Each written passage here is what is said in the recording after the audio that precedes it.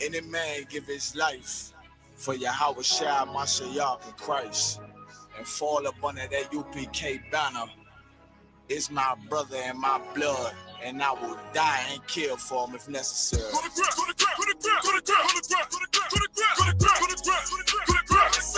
that warfare, boy. Back up, it's all about that warfare, boy. Take grip. My soldiers take grip till I stand down. Take grip. My soldiers take grip till I stand down. Take grip. Now this ain't no movement, this a takedown. We will not be moved or intimidated. We ain't the type. You got a problem, tell them cross the fucking line. My niggas ain't polite. Soldiers to the left and right. I die for every man body. Before I be a coward, I'd rather be a dead body. This will be my kingdom when the hour pass. You can either get with it or get flipped like an hourglass. We live by honor and no excuse. Just sit to pray up to the Lord. I told him to let all the terrorists loose. Hold your tongue or get rebuked, cause you made a truce. With a race that made merchandise out of my bills. Scared of who? You got your gun, then pull it. Me and my niggas started to argue. It's about who gon' bite the bullet. It gon' take round. Opponents better move slow. Attack dog for this truth. And here's what the Lord wants them to hear. Read. Prepare war. Do what? Prepare war. Read the top. Proclaim ye this among the Gentiles. Prepare war. The Lord said to proclaim ye this among the Gentiles. Prepare war. America, it is time for you to prepare war. Chinese people, it is time for you to prepare war. Africans, East Indians, Polynesians, Filipinos, Hawaiians, Samoans. Now is the time to prepare for war. Ever since 9/11, the earth has been geared up towards the Third World War. If you study history, you go back and study the beginning of World War I. Study the beginning of World War II.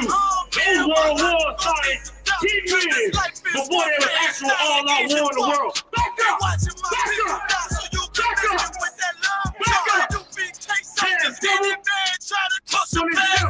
We out here speaking. We got a long conversation. Back up! You're getting out here attacking on fire. This is the story of the white man and the white woman in America. You come out here and speak as a black man. You can't even speak on the street. I thought we had freedom of speech. I thought America was a free country. Real quick, everybody knew a handback for the DC police. They locked the white woman up. Got her in handcuffs, she going to jail. She going to press charges. Police did their job. Those who died here, make sure you get on the case. The police have done their job for one time in the past. This white woman comes to attack us, she's going to jail. Take her to the psych ward. Station 302. I don't know what the code in DC is. In 3, the code for the psych ward is 302. They need 302 this white woman. In the same region, and we done with it.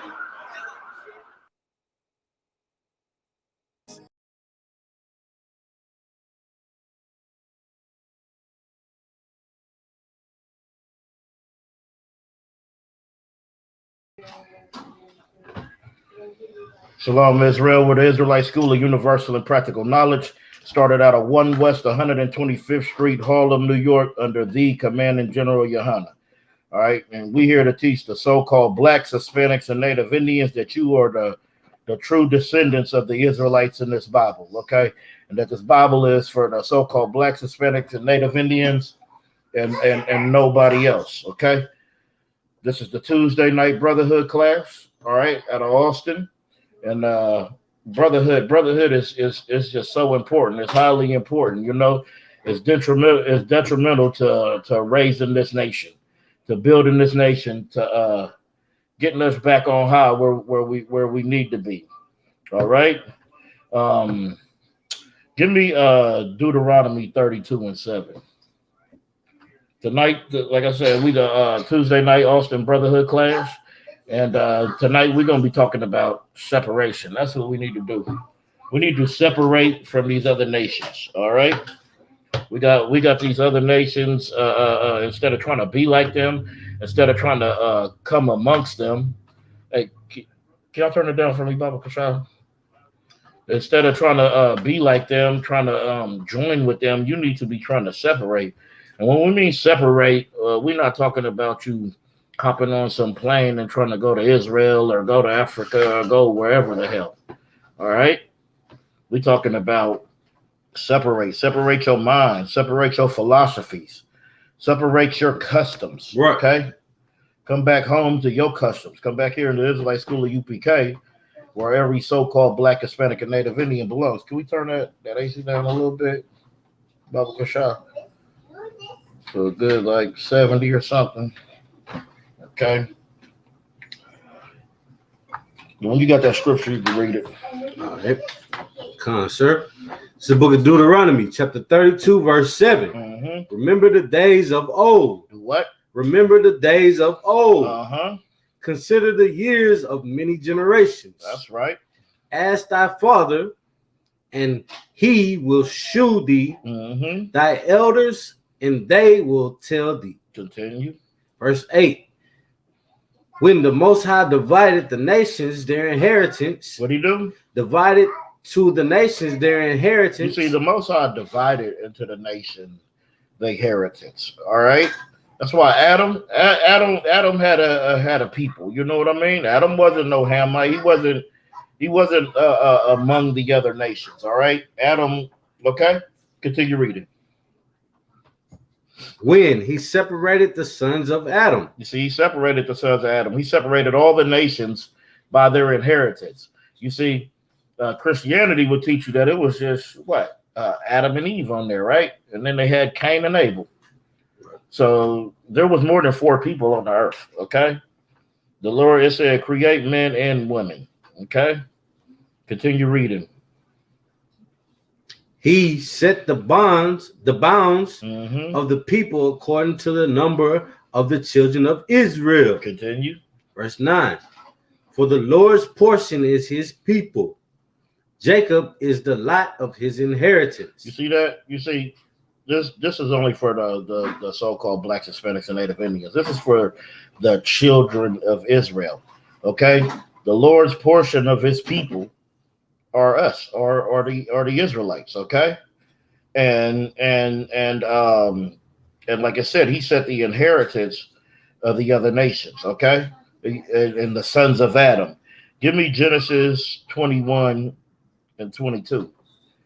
And I'm just giving y'all some little precursors before we get into, complete separation from these other nations, and not to make marriages with them and all this nonsense. So I just want to give you some backdrop on Adam so you know it wasn't just 2 people. And Right. we're going to take the spookism off and we're going to take the Christianity off. Read. This is the book of Genesis, chapter 21, verse 22. 21 verse, start at 21. 2 and 21. Salaki. Genesis 2 and 21. Oh, 2 and 2. God. Mm-hmm. It's the book of Genesis, chapter 2, verse 21. Okay. And the Lord God caused a deep sleep to fall upon Adam. You see, the Lord caused a deep sleep to fall upon Adam. All right, continue. And he slept. And he took one of his ribs Mm-hmm. and closed up the flesh instead thereof. All right, so it says that the Lord caused Adam to go into a deep sleep. And he took the rib from the flesh. All right. All right, continue reading. We'll get deeper into this. Verse 22. Mm-hmm. And the rib which the Lord had and the rib which the Lord God had taken from man, Mm-hmm. made he a woman Uh-huh. and brought her unto the man. Okay. So it's saying right here that he took them out of the rib. All right. What we got to understand is just like today, you want to go for the East Indian woman. You want to go for the white woman. You want to go for the Asian woman. Okay. Just like back then, this is nothing new, And the Lord wanted Adam to have a woman from his nation. Right. Okay, not just anybody. Continue reading. Come, sir. Made a woman and brought her unto the man. Verse 23. Yep. And Adam said, "This is now bone of my bones." This is what? Bone of my bones. This is now bone of my bone. Continue. And flesh of my flesh. And flesh of my flesh. Eve did not come from Adam's rib. Okay. Right. Bone of my bone, flesh of my flesh. That means she came from Adam's family. That's right. Okay. She was the same people, the same nation as Adam was. How do we prove this? Precept. Okay. Let's go to Genesis 29 and 14. That's how you prove anything with a precept. Just with the Bible. Okay. When you got it, you can read that. Genesis 29 and 14. All right. This is the book of Genesis, chapter 29, verse 14. And Laban said to him, "Surely thou art my bone and my flesh." There are my what? My bone and my flesh. Did it say that I took him out of my rib? My bone and my flesh. Okay. It's my bone and my flesh. Family of my family. Okay. People of your bone and of your flesh are your family. Okay. Right. Africans ain't of your bone or of your flesh. Right. The white man ain't of your bone or of your flesh. The Chinese man are East Indian. They're not of your bone or of your flesh. Continue reading, Officer Kamaki. And he abode with him the space of a month. Verse 15. So Laban ain't saying Jacob is bone of my bone, flesh of my flesh, because the Lord put him in a deep sleep, and he took a rib out, and he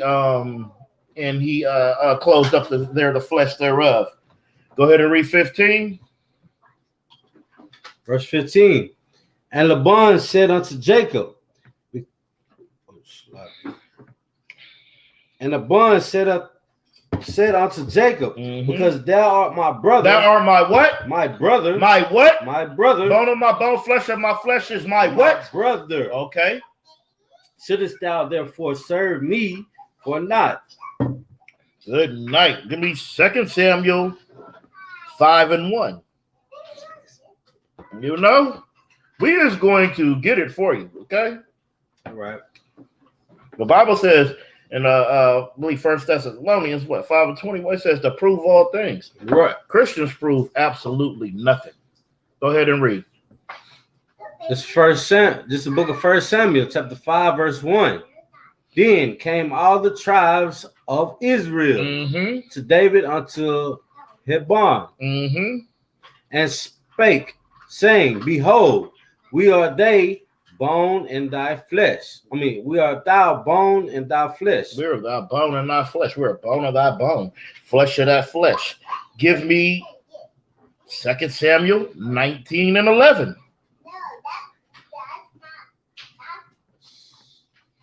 Yeah, we're just gonna get it, break it down for you, and you know, and take it slow and get it through. And if anybody got any questions, you can go ahead and chat them in, okay? And Lord willing, we'll get to them. All right. Go ahead when you got that. This is 2 Samuel, chapter 19, verse 11. And King David sent to Zadok and to Abiathar the priest, saying, Speak unto the elders of Judah, saying, Why are ye the last to bring the king back to his house? Seeing the speech of all Israel is come to the king, even to his house. Okay. Continue. Verse 12. Ye are my brethren. Ye are my bones and my flesh. You are my what? Bones and my flesh. Continue it up. Therefore, then are ye the last to bring back the king. All right, so now that we got that Eve didn't come from Adam's rib, let's continue. Genesis 2 and 7. just finish out these precursors so we can jump and dive right into the lesson. But first, we have to shake away Christianity. We have to shake away all the spookism, okay? So we can understand. This is the book of Genesis, chapter 2, verse 7. Mm-hmm. And the Lord God formed man of the dust of the ground, okay, and breathed into his nostrils the breath of life. Breathing in the nostrils, the breath of life. He breathed the laws, statutes, and commandments. Adam was the first one to get the laws, the statutes, and the commandments. That's why you don't hear nothing about Noah. Does it ever? It don't say nothing in the Bible about Noah receiving the law, statutes, and commandments. He already had it because it was given to Adam right here. Continue. Come. And man became a living soul. Mm-hmm. Verse 8. And the Lord God planted a garden eastward in Eden. Mm-hmm. And there he put the man whom he had formed. Okay. Verse 9. And out of the ground made the Lord God to grow every tree that is pleasant to the sight and good for food. All right. So this is what we mean by you need to separate from nations. All right. So Adam was right here in the garden. It said he placed him in the garden. Okay. He placed him in the garden and he brought up trees. Read that part one more time, verse 9. Verse 9.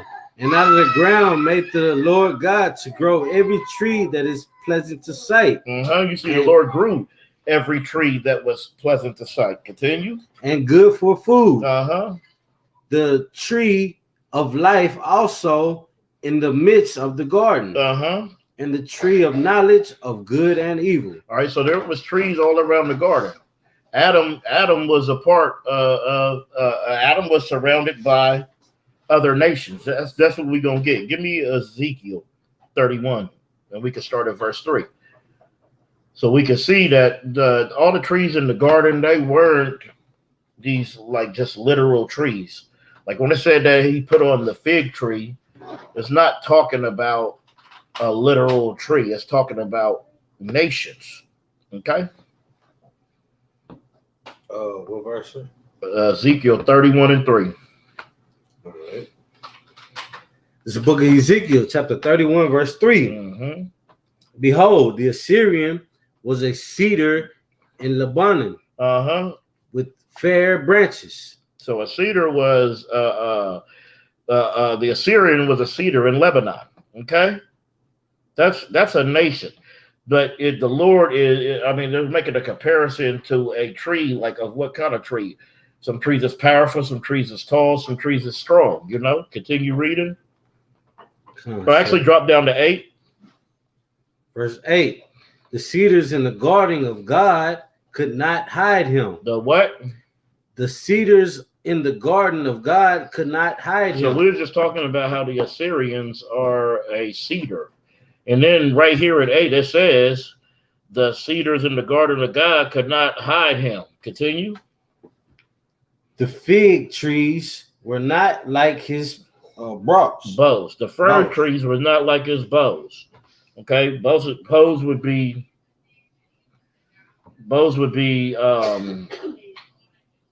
never mind, just continue. We'll finish it out. We'll get there, Lord willing. That's something crazy.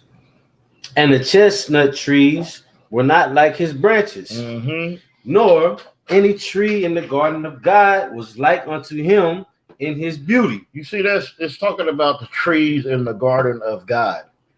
And Christians will have you believe that these trees is not other nations. These trees are just whatever the hell. Continue reading. Was that the end of? Yeah, continue reading. Read that. Verse 9.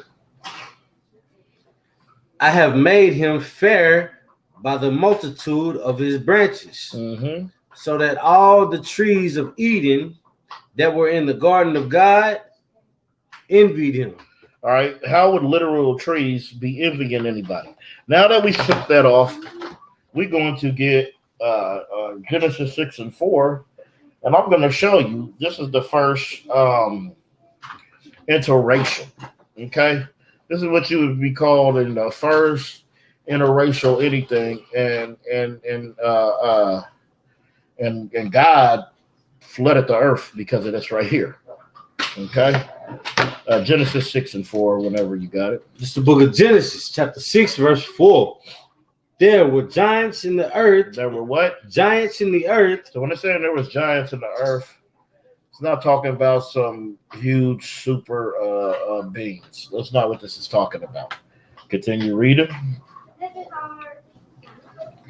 Giants in the earth in those days. Mm-hmm. And also after that, when the sons of God came in unto the daughters of men. The sons of God came into the daughter of men. Who were the sons of God?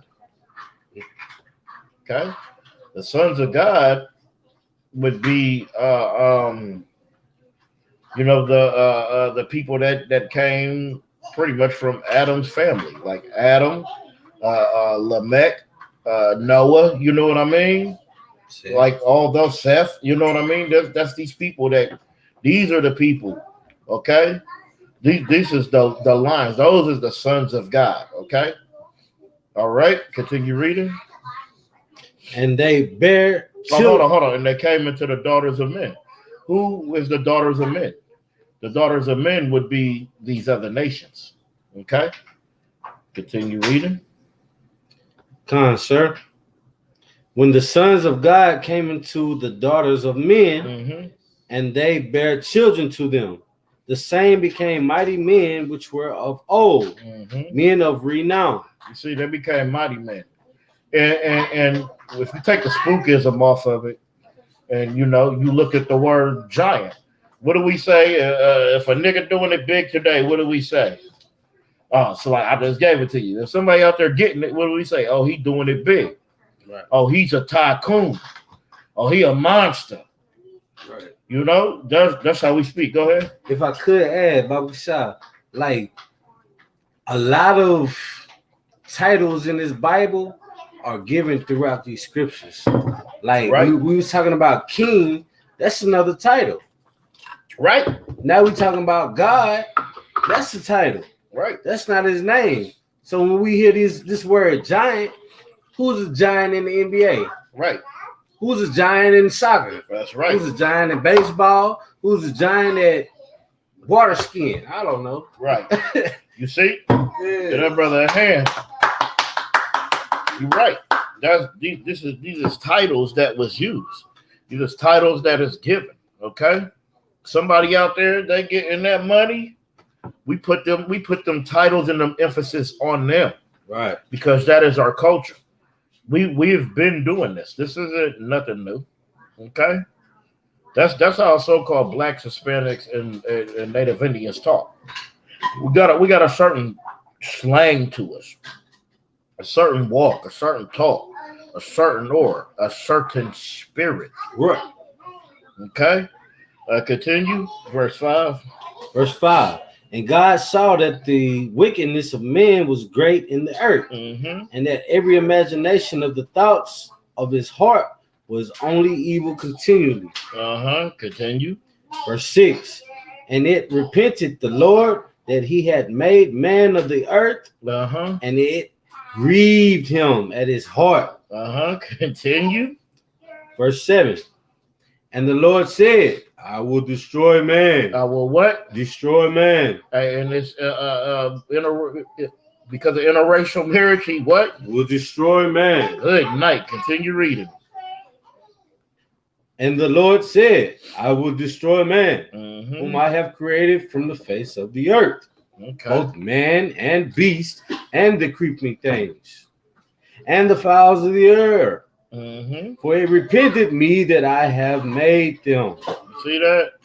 The Lord does not like that. He ain't down with no interracial marriage, with you loving every nation, with you just thinking everything's okay, thinking we supposed to mix and match and all that.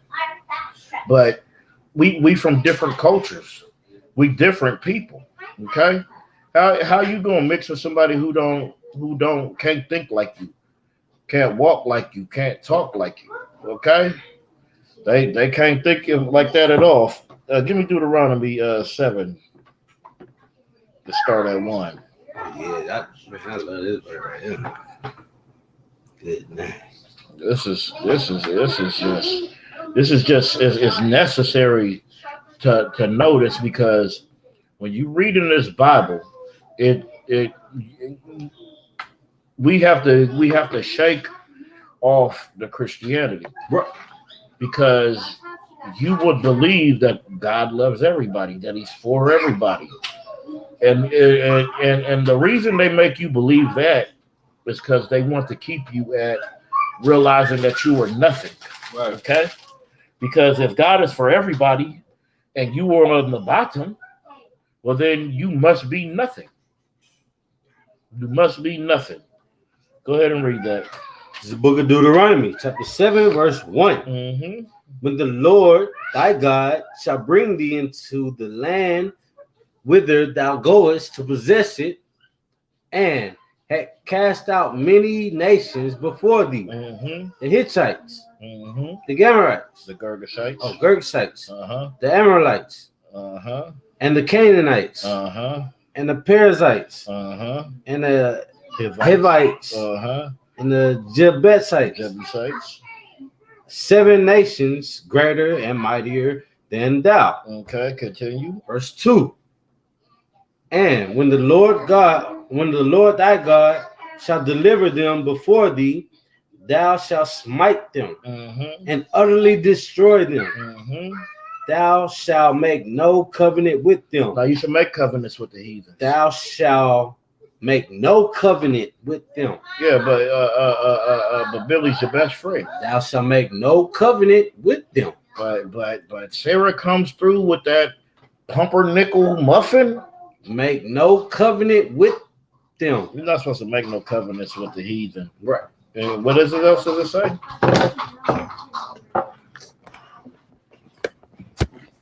Oh, slack. Down. Get the towel.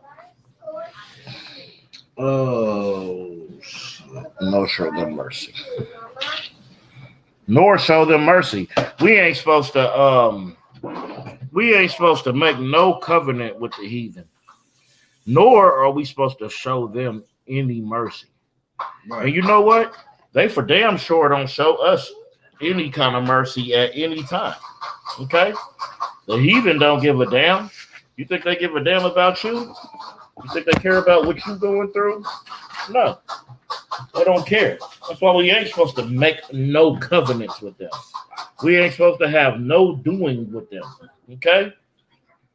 We got to do what we have to do. And what we have to do is to run away from these other nations. Don't embrace them. Because the problem we have is you be embracing these other nations, and then you begin to love them more than you love your own. They be becoming so important to you. They be becoming placed above you. You know, you'll place them above you, and we can't do that. We need to put our people back high. The so-called blacks, Hispanics, and Native Indians. We need to rise. Okay, continue reading verse 3. Come on, sir. And utterly destroy them. Mm-hmm. Thou shalt make no covenant with them, nor show mercy unto them. Mm-hmm. Verse 3. Neither shalt thou make marriages with them. The what? Neither shalt thou make marriages with them. Kanye and Kim Kardashian.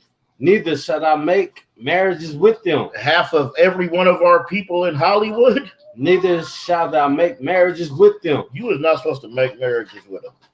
You're not supposed to have no covenant with them. You're not supposed to show them any mercy. Right. Okay. You ain't supposed to give your love to these other nations, because giving your love to these other nations, you will start loving. Go ahead. They'll start loving what they loving what they love. Okay, instead of loving your own customs. Right. Continue. Thy daughters thou shalt not give unto his son. You should not give your daughters to these other nations. I don't know why anybody would want to give their daughter. I don't want my daughters with no damn Chinese man, with no white man. You know, I hate when I see Serena Williams with that devil. You know, and you know that just hurts her dad so hard, so much. Her dad can't stand white people. and she went and made a marriage with him and brought forth his seed into this earth. She could have brought forth an Israelite into this earth and made an Israelite's life better. That's right. But she decided, no, my nation is a fallen people. My nation disgusts me. Let me go ahead and go to the people I look up to. Just like when they cheated her in the tennis game and she was all crying. Like, they have been oppressing you your whole tennis career. And what you figure it's still better to join them than to dwell in your own nation. You can read verse 4. Come on, sir. You want to finish verse 3? Oh, yeah, finish it out. Thy daughter thou shalt not give unto his son, nor his daughter shalt thou take unto thy son. Nor shall you take a daughter unto the son. You shouldn't do that, okay? You're not supposed to give your children over to these other nations. And read verse 4 so we can tell you why. Verse 4, for they will turn away thy son from following me. They will do what? Turn thy son away from following me. They will turn you away from following the Most High. You will no longer want to serve the Lord. Continue. That they may serve other gods. That they may what? Serve other gods. See, when you go to these other nations, you're gonna go. You want to be with an East Indian. Now all of a sudden you worshiping Shiva. Okay. You over there with that little weird blue god with all them arms. Okay. You over there doing their customs. You thinking you Aladdin now because you got you a East Indian. Okay. You start following their customs, their traditions, eating their foods. All right. You shouldn't want a Italian woman. Go get you an Italian, and then now you a Catholic. You going to Sunday mass. You taking communion. You over there. What's it called? What is it called? What they do? Oh, giving confessions. Okay. You shouldn't want no African woman because then you gonna think you Pan-African. Now you think Ra and Nut and Geb is your guys. All right, you worshiping Anubis, and never let these blackity blacks tell you that they don't worship it. They do worship it, and the Egyptians did think it was real. They always want to say, nah, they didn't really believe that. It was just it's an express. No. They did believe that. That's why they found over 1,000 mummified dogs in Anubis' temple. Okay? Because they believe that's who got you to the afterlife. So don't say they didn't believe it. You know, you want to be with a Chinese woman, you go get you an Asian woman. Now you serving Buddha. You wanna serve Buddha. You know, you doing their customs. You taking on their customs. Give me 1 Kings 11:1, because we got to get some understanding. That's why it says right there, you don't give your sons and daughters to them because they will turn them away from the Lord. And that's what happens when you serve in these other nations and you decide to make marriages with them. You decide to turn your heart away from the Lord and start to follow their gods. Let's get an example. Let's get some examples. 11:1. God. This is 1 Kings chapter 11 verse 1. Mm-hmm. But King Solomon loved many strange women. But what? But King Solomon loved many strange women. King Solomon loved them strange women. He want a woman from everywhere. He don't care what nationality you are. He don't give a damn if you was his people or not. He loved many strange women. Continue reading, officer. Together with the daughter of Pharaoh, daughter of Pharaoh, the Egyptians, women of the Moabites, the Chinese, Ammonites, Ammonites, Edomites, Zidonians, white people. Okay, continue. And Hittites. Okay, verse 2. Verse 2. Of the nations concerning which the Lord said unto the children of Israel, ye shall not go into them. You see, it's talking about these nations. It's saying you should not go into these nations. These are the nations you was not supposed to go into. Okay? It says, of the nations concerning which the Lord said to the children of Israel, ye shall not go into them. Continue. Neither shall they come in unto you. Neither shall they come in unto you. Continue.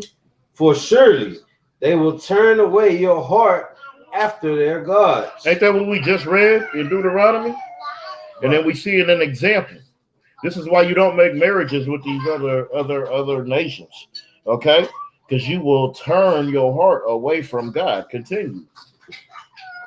For surely they will turn away your heart after their gods. Mm-hmm. After what? After their gods. They will turn away your heart after their gods. For mixing and matching. For John 3:16. This is what the Bible's talking about. How can John 3:16 we talk about for God so love everybody when right here it's saying you don't make marriages with these other people because they will turn you away from me. Right. It didn't say you adding them is going to bring us all closer. That's Christianity. Continue. Solomon clave unto these in love. Verse 3. Drop down to 4. Verse 4.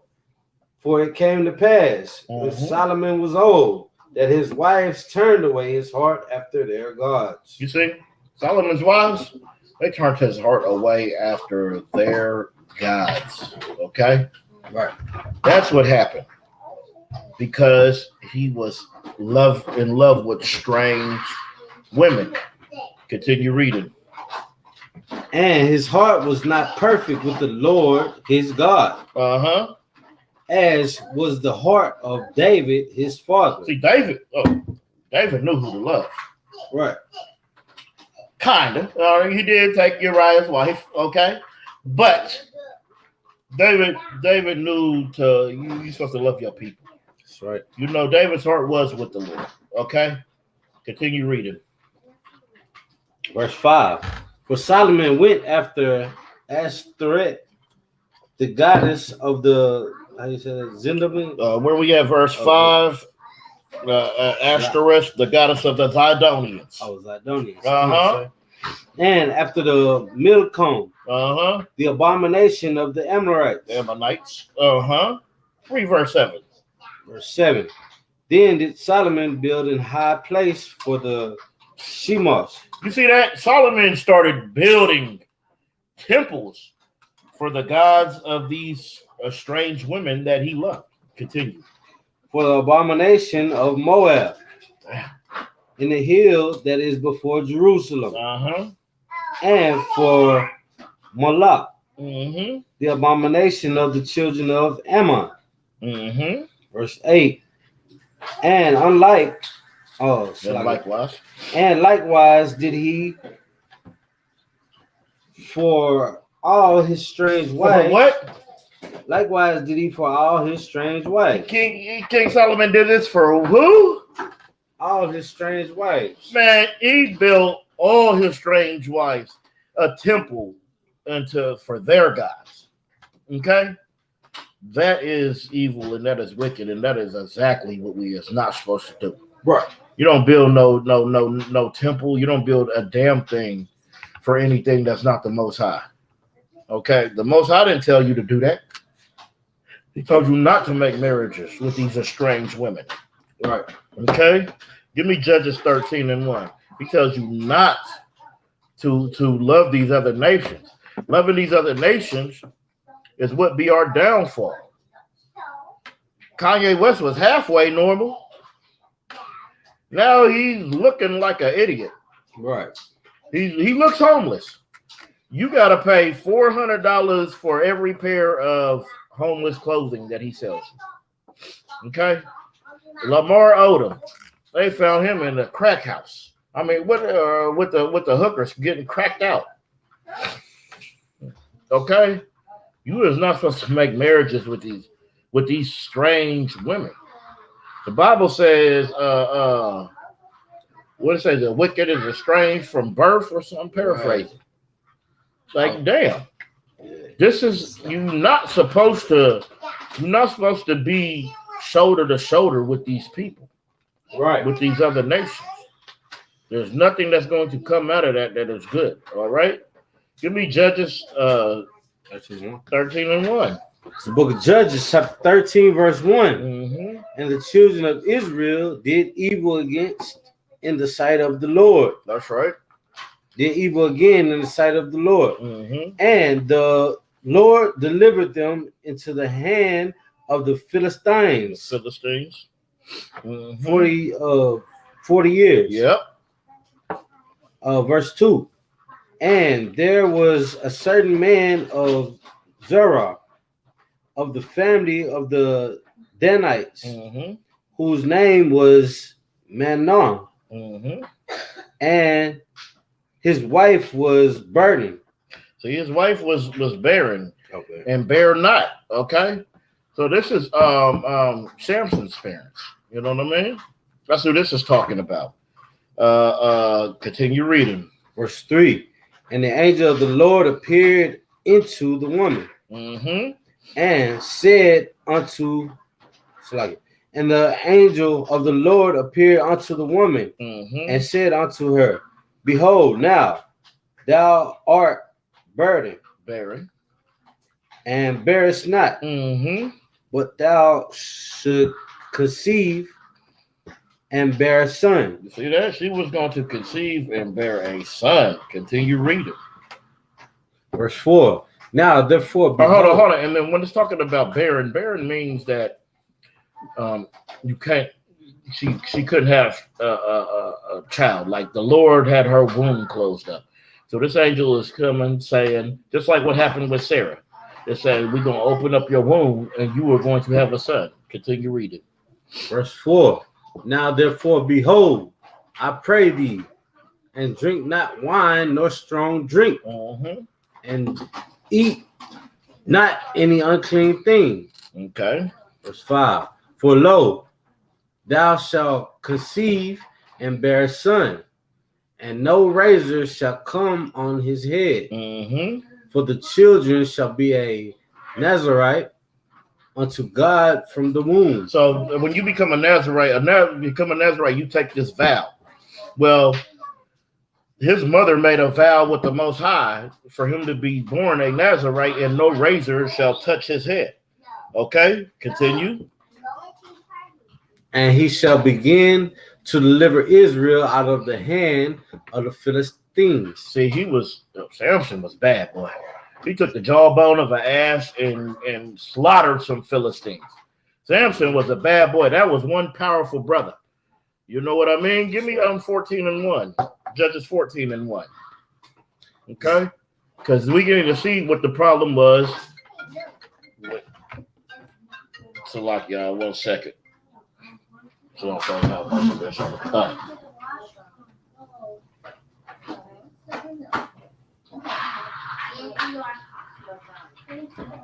So like, what was that? All right, Most High in Christ. All right, Most High in Christ. Yeah, we already started. Yeah, I'm already started. Yeah, count on the one count. All right, Most High in Christ. So I'm in Christ. Yeah, my bad. No, we still up.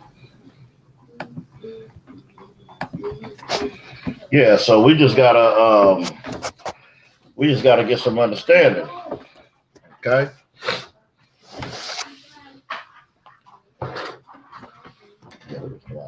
Go ahead. All right. This is the book of Judges, chapter 14, verse 1. Mm-hmm. And Samson went down to Timnath mm-hmm. and saw a woman in the Timnath of the daughters of the Philistines. Uh-huh. Verse 2. And he came up and told his father and his mother and said, I have seen a woman in the Timnath of the daughters of the Philistines. Uh-huh. Nor therefore get her from me to wife. So he telling his pops, now I seen this Philistines that I want. Hey, get her for me, Dad. I want her. I need her. Continue. Verse 3. Then the father and his mother said unto him, Is there never a woman among the daughters of thy brother? You see there say, there ain't no woman of your nation. There's not no what? Read that part one more time. is there never a woman among the daughters of thy brethren? It says, is there never, the parents are asking Samson, is there never a woman from thy brother, from our family? Right. You don't see none of all these sisters out here. All these 12 tribes. You don't see nobody that you like? Good night. Continue reading. Or among all my people? Mm-hmm. Or among my people. And you don't see nothing that you like, nothing appetizing? Yeah, go ahead. Thou goest to take a wife of the uncircumcised Philistines. You see, he had to go get one from the uncircumcised. He didn't want to take from his nation. He wanted to take from them. You know what I mean? To figure that out. And Samson said unto his father, get her for me. See that? For what? Go ahead. I was like, get her for me, for she pleaseth me well. You see that? Samson said she pleases me well.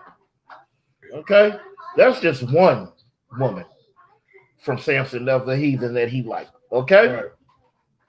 Now, where was we just at? Verse 4. You read 4 already? I read 3. Go ahead and read 4. Verse 4. But his father and his mother knew not that it was of the Lord, that he sought an occasion against the Philistines. For at the time the Philistines had dominion over Israel. Verse 5. Nope, we don't need verse 5. We're going to go to Judges 16 and 1. Because we're going to see. Yeah, we're going to definitely see. Yeah, Judges 16 and 1. Because we're going to see Samson, he loved the strange women. Just like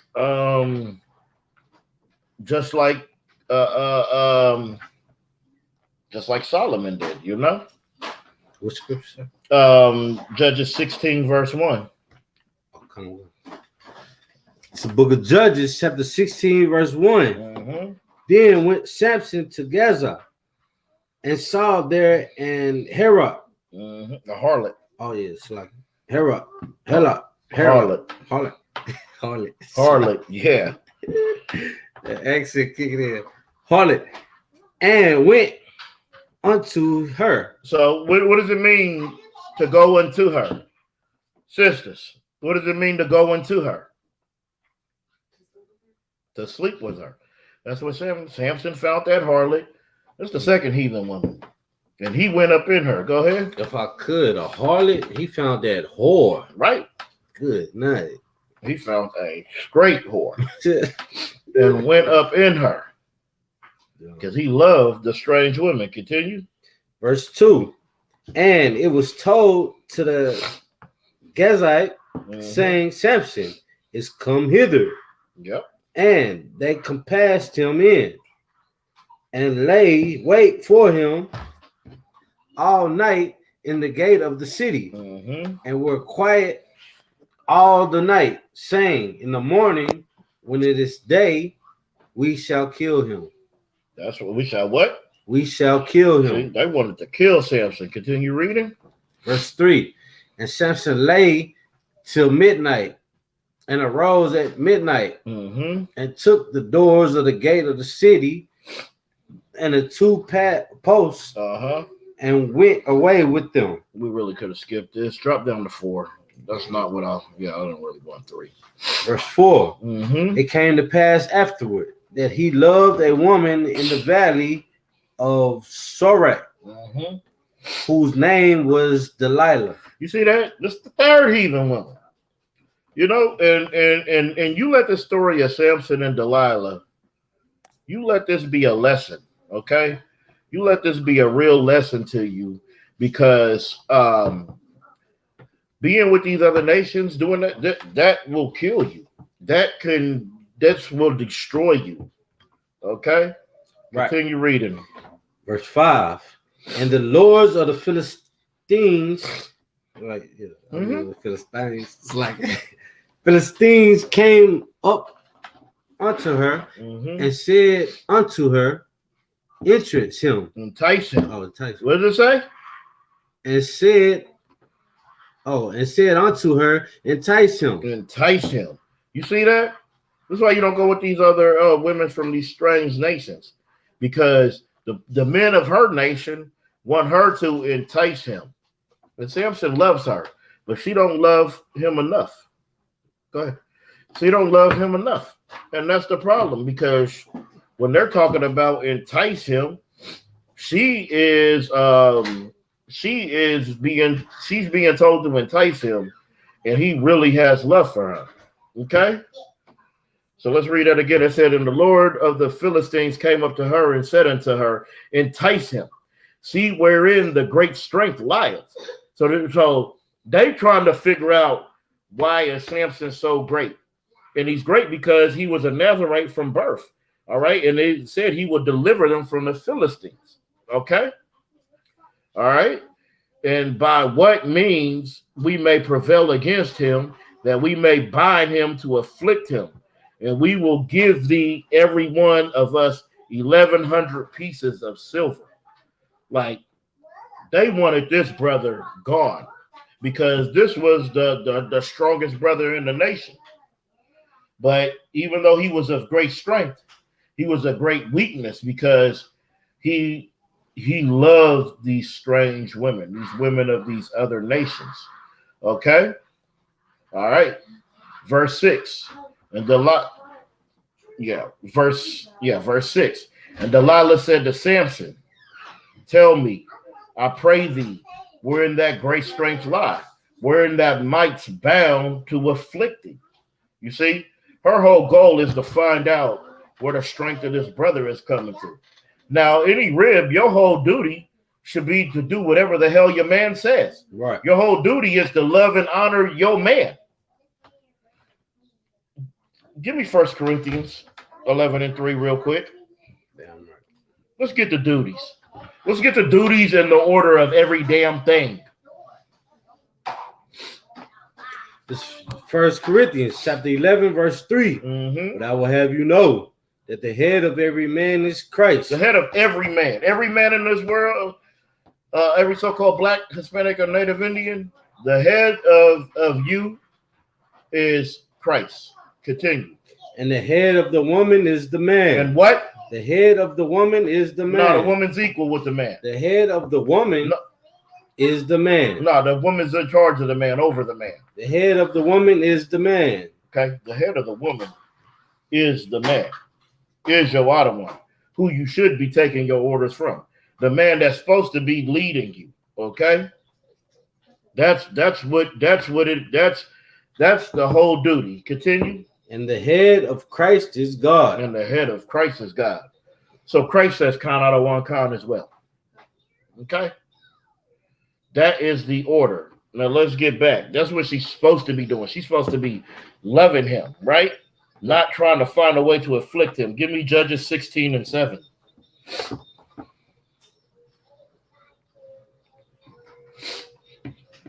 right. The book of Judges, chapter 16, verse 7. And Samson said unto her, if they bind me with 7 green withs that were never dried, then shall I be weak and be as another man. Verse 8. Now hold on. Now let's see what this wicked woman is doing. You know, she's over here crying and asking where your strength comes from. And then he tells her something, and she tries it. Right. And he continues to tell her stuff all the way till he's like, yeah, well, baby, yeah, I do love you. I'll just tell you the truth. Continue reading. Verse 8. Yeah, verse 8. Then the lords of the Philistines brought up to her 7 green withs, which had not been dried, and she bound him with them. See, that's just so wicked. He's telling you what could hurt him. Now, if that really was it, he would have been out of there the first time. Right. Continue reading. Verse 9. Now drop down to 10 for me, Baba Kosha. Verse 10. And Delilah said unto Samson, Behold, thou hast mocked me and told me lies. You see, she's saying, "Oh, you mocked me. You told me lies because this was supposed to take your strength away." Well, you were mocking him and you were telling him lies because all you're trying to do is get this knowledge so you can go ahead and get him bound, so the people of your nation could come in and do what they please with them. Continue reading. And told me lies. Now tell me, I pray thee, wherewith thou mightest be bound. Continue reading. Verse 11. And he said, so this is the second thing he's going to tell her. You already told her one thing that was a lie. Now he's about to tell her a second thing. Continue reading. Verse 11. And he said unto her, if they bid me fast with new ropes that never be occupied, then shall I be weak and be as another man. And then shall I be weak and be as another man. That's how powerful this brother is. Right. That she's trying to just get him regular. Just get him to our strength. Okay? She's just trying to get him to our level. You know? So the wicked men from her nation can destroy him. Okay? Right. Continue reading. Verse 11. No, verse 12. Delilah therefore took new ropes and bound him therein, and said unto him, the Philistines be upon thee, Samson. And there were liars in wait, abiding in the chamber. Mm-hmm. And he brake them from off his arms like a thread. He's breaking brand new rope. You ever seen rope? You ever had to climb rope in high school? You ever seen that rope? He breaking ropes like a damn thread. Right. Like a thread that comes off of your shirt. He's breaking the ropes. Okay, where are we at? Verse 13. Yes, we need 13. Go ahead. If I could. Oh, yeah, go ahead. Damn right. Oh, Samson was from the tribe of Dan, right? Right. Good night. You know, they're the Danites. Yeah. That's right. A lot of people don't know that. They be like, well, he Judah. Yeah. They won't say he Judah, or they won't claim Benjamin. You know, Benjamin claiming every damn thing. Okay? You can't have them all. Yeah. All right? all of our nations is great. Mighty. All 12 tribes is great. Hell, Judah already got Daniel and Christ. David and Christ, like, damn. And Daniel. But David and Christ, y'all got warriors. Yeah. You know, we all have warriors. We all are great. Battle axes. You know? Battle axes. That's a damn good way to put it. Because we all about that warfare, boy. That's right. Life is about warfare and nothing else. Right. Continue reading off of the mic. Come. Verse 13. And Delilah said unto Samson, hitherto, how you say that? Hitherto thou hast mocked me. Oh, okay. Hitherto thou hast mocked me and told me lies. Tell me wherewith thou mightest be bound. And he said unto her, if thou weavest the 7 locks of my head.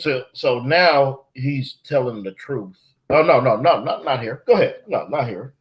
We got if thou weavest the 7 locks of my head with the web. If thou weavest the 7 locks of my head into a web. Fake Israelites, this is not dreadlocks. A lock can be unlocked. Okay? And when the hell did a dreadlock become a lock? Because after what we talking about here in the scriptures, the Esau turned a lock to a little lock of gold hair. You know, like Goldilocks and the 3 Bears. Right. Did Goldilocks have dreadlocks? No. A lock can be unlocked. Continue reading. Right. Verse 14. And she fastened it with the pin and said unto him, the Philistines be upon thee, Samson. And he awaked out of his sleep and went away with the pen of the beam. Damn. And with the well. And she said unto him, how canst thou say I love thee when thine heart is not with me? How can I say that thou loves me and in that heart is not with me? So as she is lying, she is trying to get on his case for lying. Okay? So that is just not, that's just not, it's just wickedness and it's idiotic. Slocky, you want the class? Most High in Christ. Okay? So as she is over here lying to Samson just to try to get him to tell her the secret of his powers, she is over here crying about him lying. Right. Officer Malakati, can you step in for this brother? Couldn't Most High in Christ. You could where was we at the Maki? Tell them where we was. top. Go to start 15. Judges chapter 16, verse 15.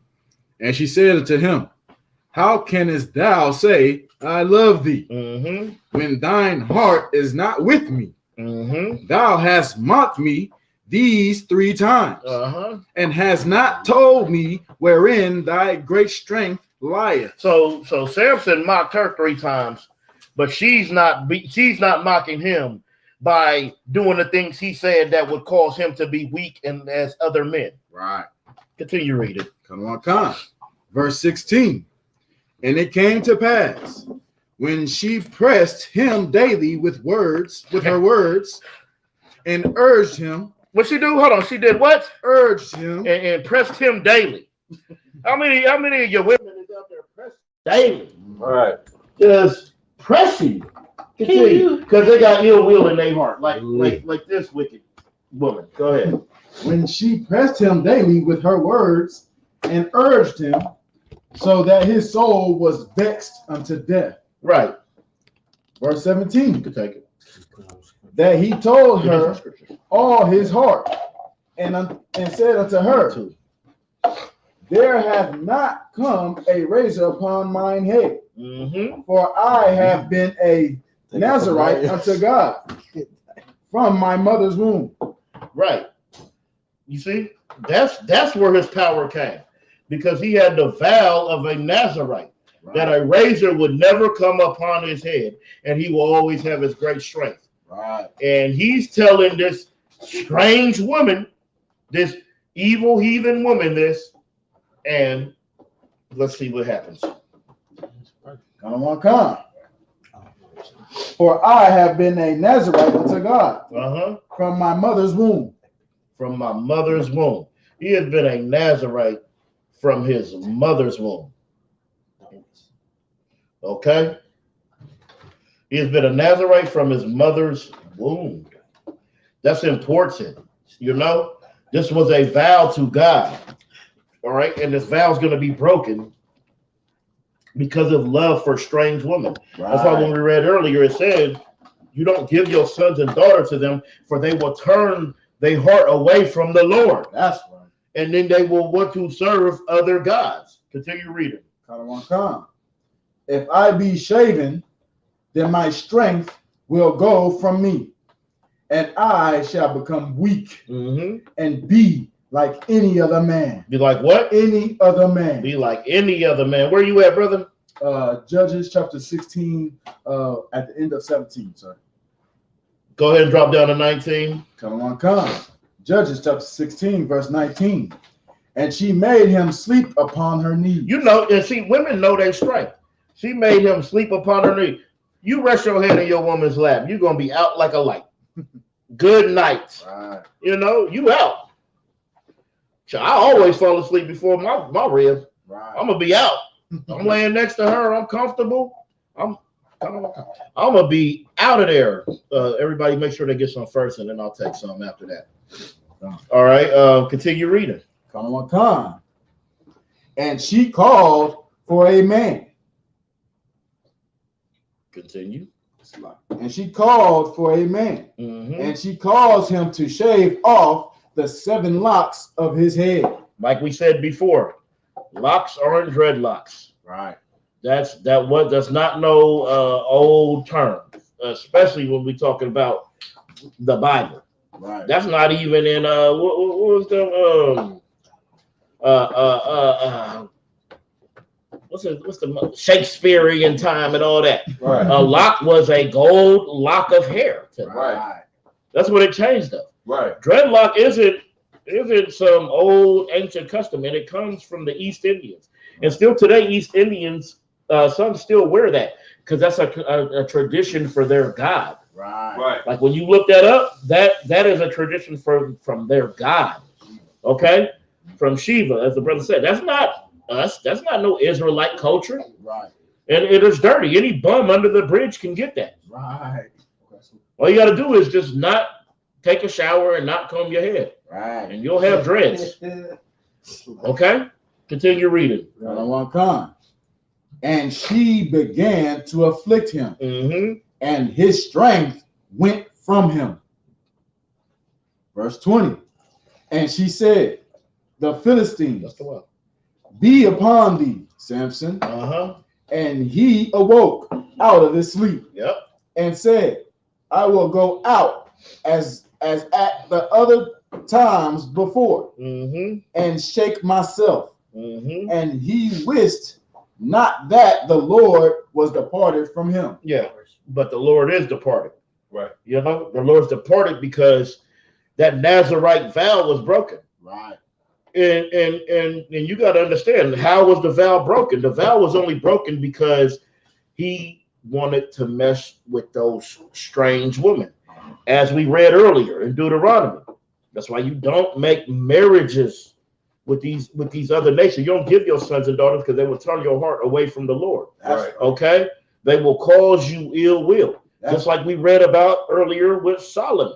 Solomon loved them strange women, and he's building temples for the daughters of Pharaoh. Right. You know what I mean? For the daughters of Moab, because he loved them strange women. Continue reading. But the Philistines took him and put out his eyes. The Philistines took him and they put his eyes out. Damn. This is a powerful brother who they could not touch. He would take on a gang of them and be destroying them. Right. Okay, continue reading. And brought him down to Gaza, and bound him with fetters of brass. Bound him with fetters of brass. All right, so fetters, the handcuff. You got the chain, you got the cuff, and that part that snaps over, that is the fetter. Right. Okay, so they cuffed this brother. Something they would never be able to do. Like I said earlier when he said, if you bound me with new rope, and it said that he tore the rope like a piece of lint. Like, you know how strong rope is?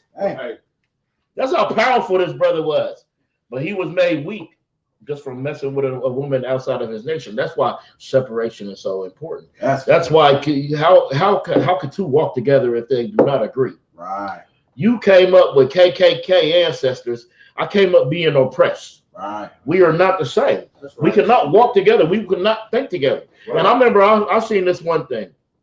And this was when Trump was running for president the first time. And there was this sister. She had been with this white boy 11 years. Everything has been perfect. But then when Trump started running, she started seeing how he really felt about black people. Right. He ended up beating the hell out of this sister. You know what I mean? Right. Like, and that's why you ain't supposed to. Yeah, it may seem good for 5, 10, 15, 20 years. Right. Until you die. Right. Because you're not supposed to make no marriages with these people. You're not supposed to be all friends and buddy. You can talk to them. I know how to deal with them too. Now, I talk to a white man right now, and he would not have no idea that he is the damn devil that the Bible speaks of. That's right. Right. Because you got to know how to deal with it. What did it say? Be wise as a serpent, harmless as a dove. That's right. You have to. You got to be wise in what you say. You got to be wise in how you deal with people. Or you're just going to be in the back of a police car. Right. Or you're just going to be the next Eric Gardner, the next George Floyd. You know, the next Malcolm Brown, the next Trayvon Martin. Right. Because you got to know how to deal with these people. This is your enemy. This is a beast of the field. Right. And they come to prey on the flock. So you mixing and matching, you just giving them the natural order that they want, especially if you are so-called Black, Hispanic, or Native Indian woman, and you are shacking up and laying and marrying and making marriages with a white man, you just became his slave. Right. That's why they got that little trend to where they got their all the white people that's with a Black person, male or female, they put them like on a leash or something. It's like this little slavery thing, some new TikTok. I don't know how the hell this stuff becomes trends. How can y'all accept that? Where we at, brother? We at Judges chapter 16, verse 21. Finish that out. Judges chapter 16, verse 21. But the Philistines took him and put out his eyes and brought him down to Gaza and bound him with fetters of brass. He did grind in the prison house. Verse 22. No, I don't need that. Really, I got some in this article that I want to bring out. It's right here. So if you could just share it and go up in there, and we're gonna go ahead and we're gonna get into some of this article because I just seen this and it was just kind of heavy. You can go ahead and read that first part, and then I'll tell you where to drop down next. We're just gonna touch on a couple of these things because it shows you right here how the white man is the devil that the Bible speaks. That's right. That's right.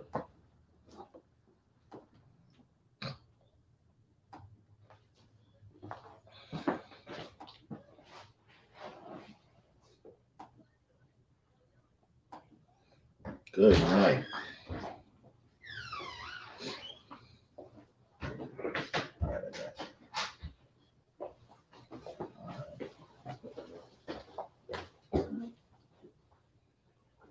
All right, it says, Black progress, how far we've come, and how far we have to go. Right.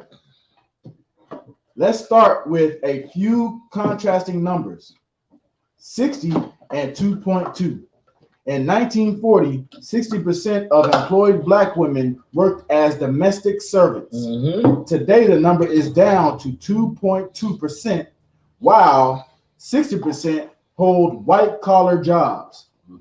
Well, we still got 2.2% as domestic servants. Good night. Continue. Damn. Come on. 44 and 1.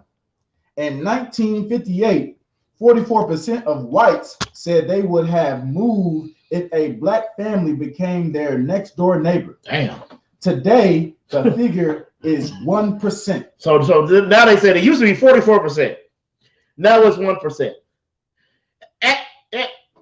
Ask Chief Keef that when he moved into that neighborhood in LA. Them devils didn't want him there. Right. They do not want you there. Right. Continue.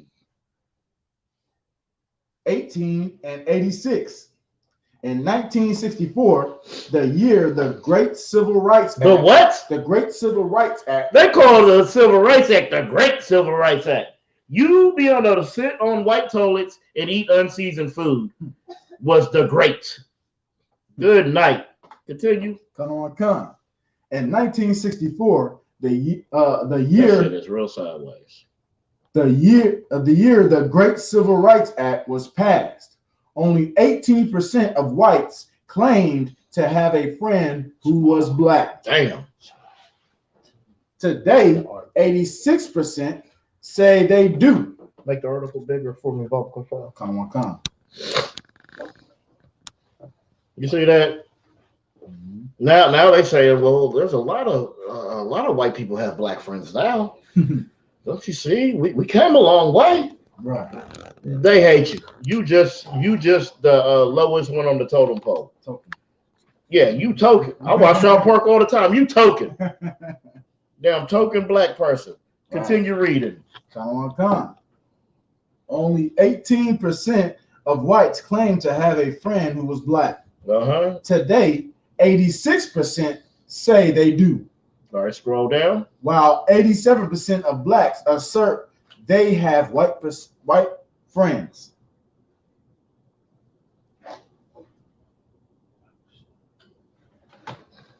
Progress is largely suppressed. Progress is the largely suppressed story of race and race relations. Right. Over the past half century. And thus, it's news that more than 40% of African Americans now consider themselves members of the middle class. So now we're middle class. 44% of us consider ourselves the middle class. Continue reading. Kind of one come. 42% own their own homes. Mm-hmm. A figure that rises to 75% if we look just at black married couples. Uh-huh. Black two-parent families earn only 13% less. Read that part one more time so I want everybody to hear this. What did you say? Black two-parent families earn only 13% less than those who are whites. This is how you know the white man is the devil. Damn, right. It says two-parent black homes only earn 13% less than two-parent white. Only 13% less? How many thousands a month is 13% less? Right. That can be poverty to sustaining a great life. Right. 13%. If they told you was getting a 13% raise, oh, you'd be happy as hell. Right. Okay, continue reading. Kind of one con. Damn. Black two-parent families earn only 13% less than those who are white.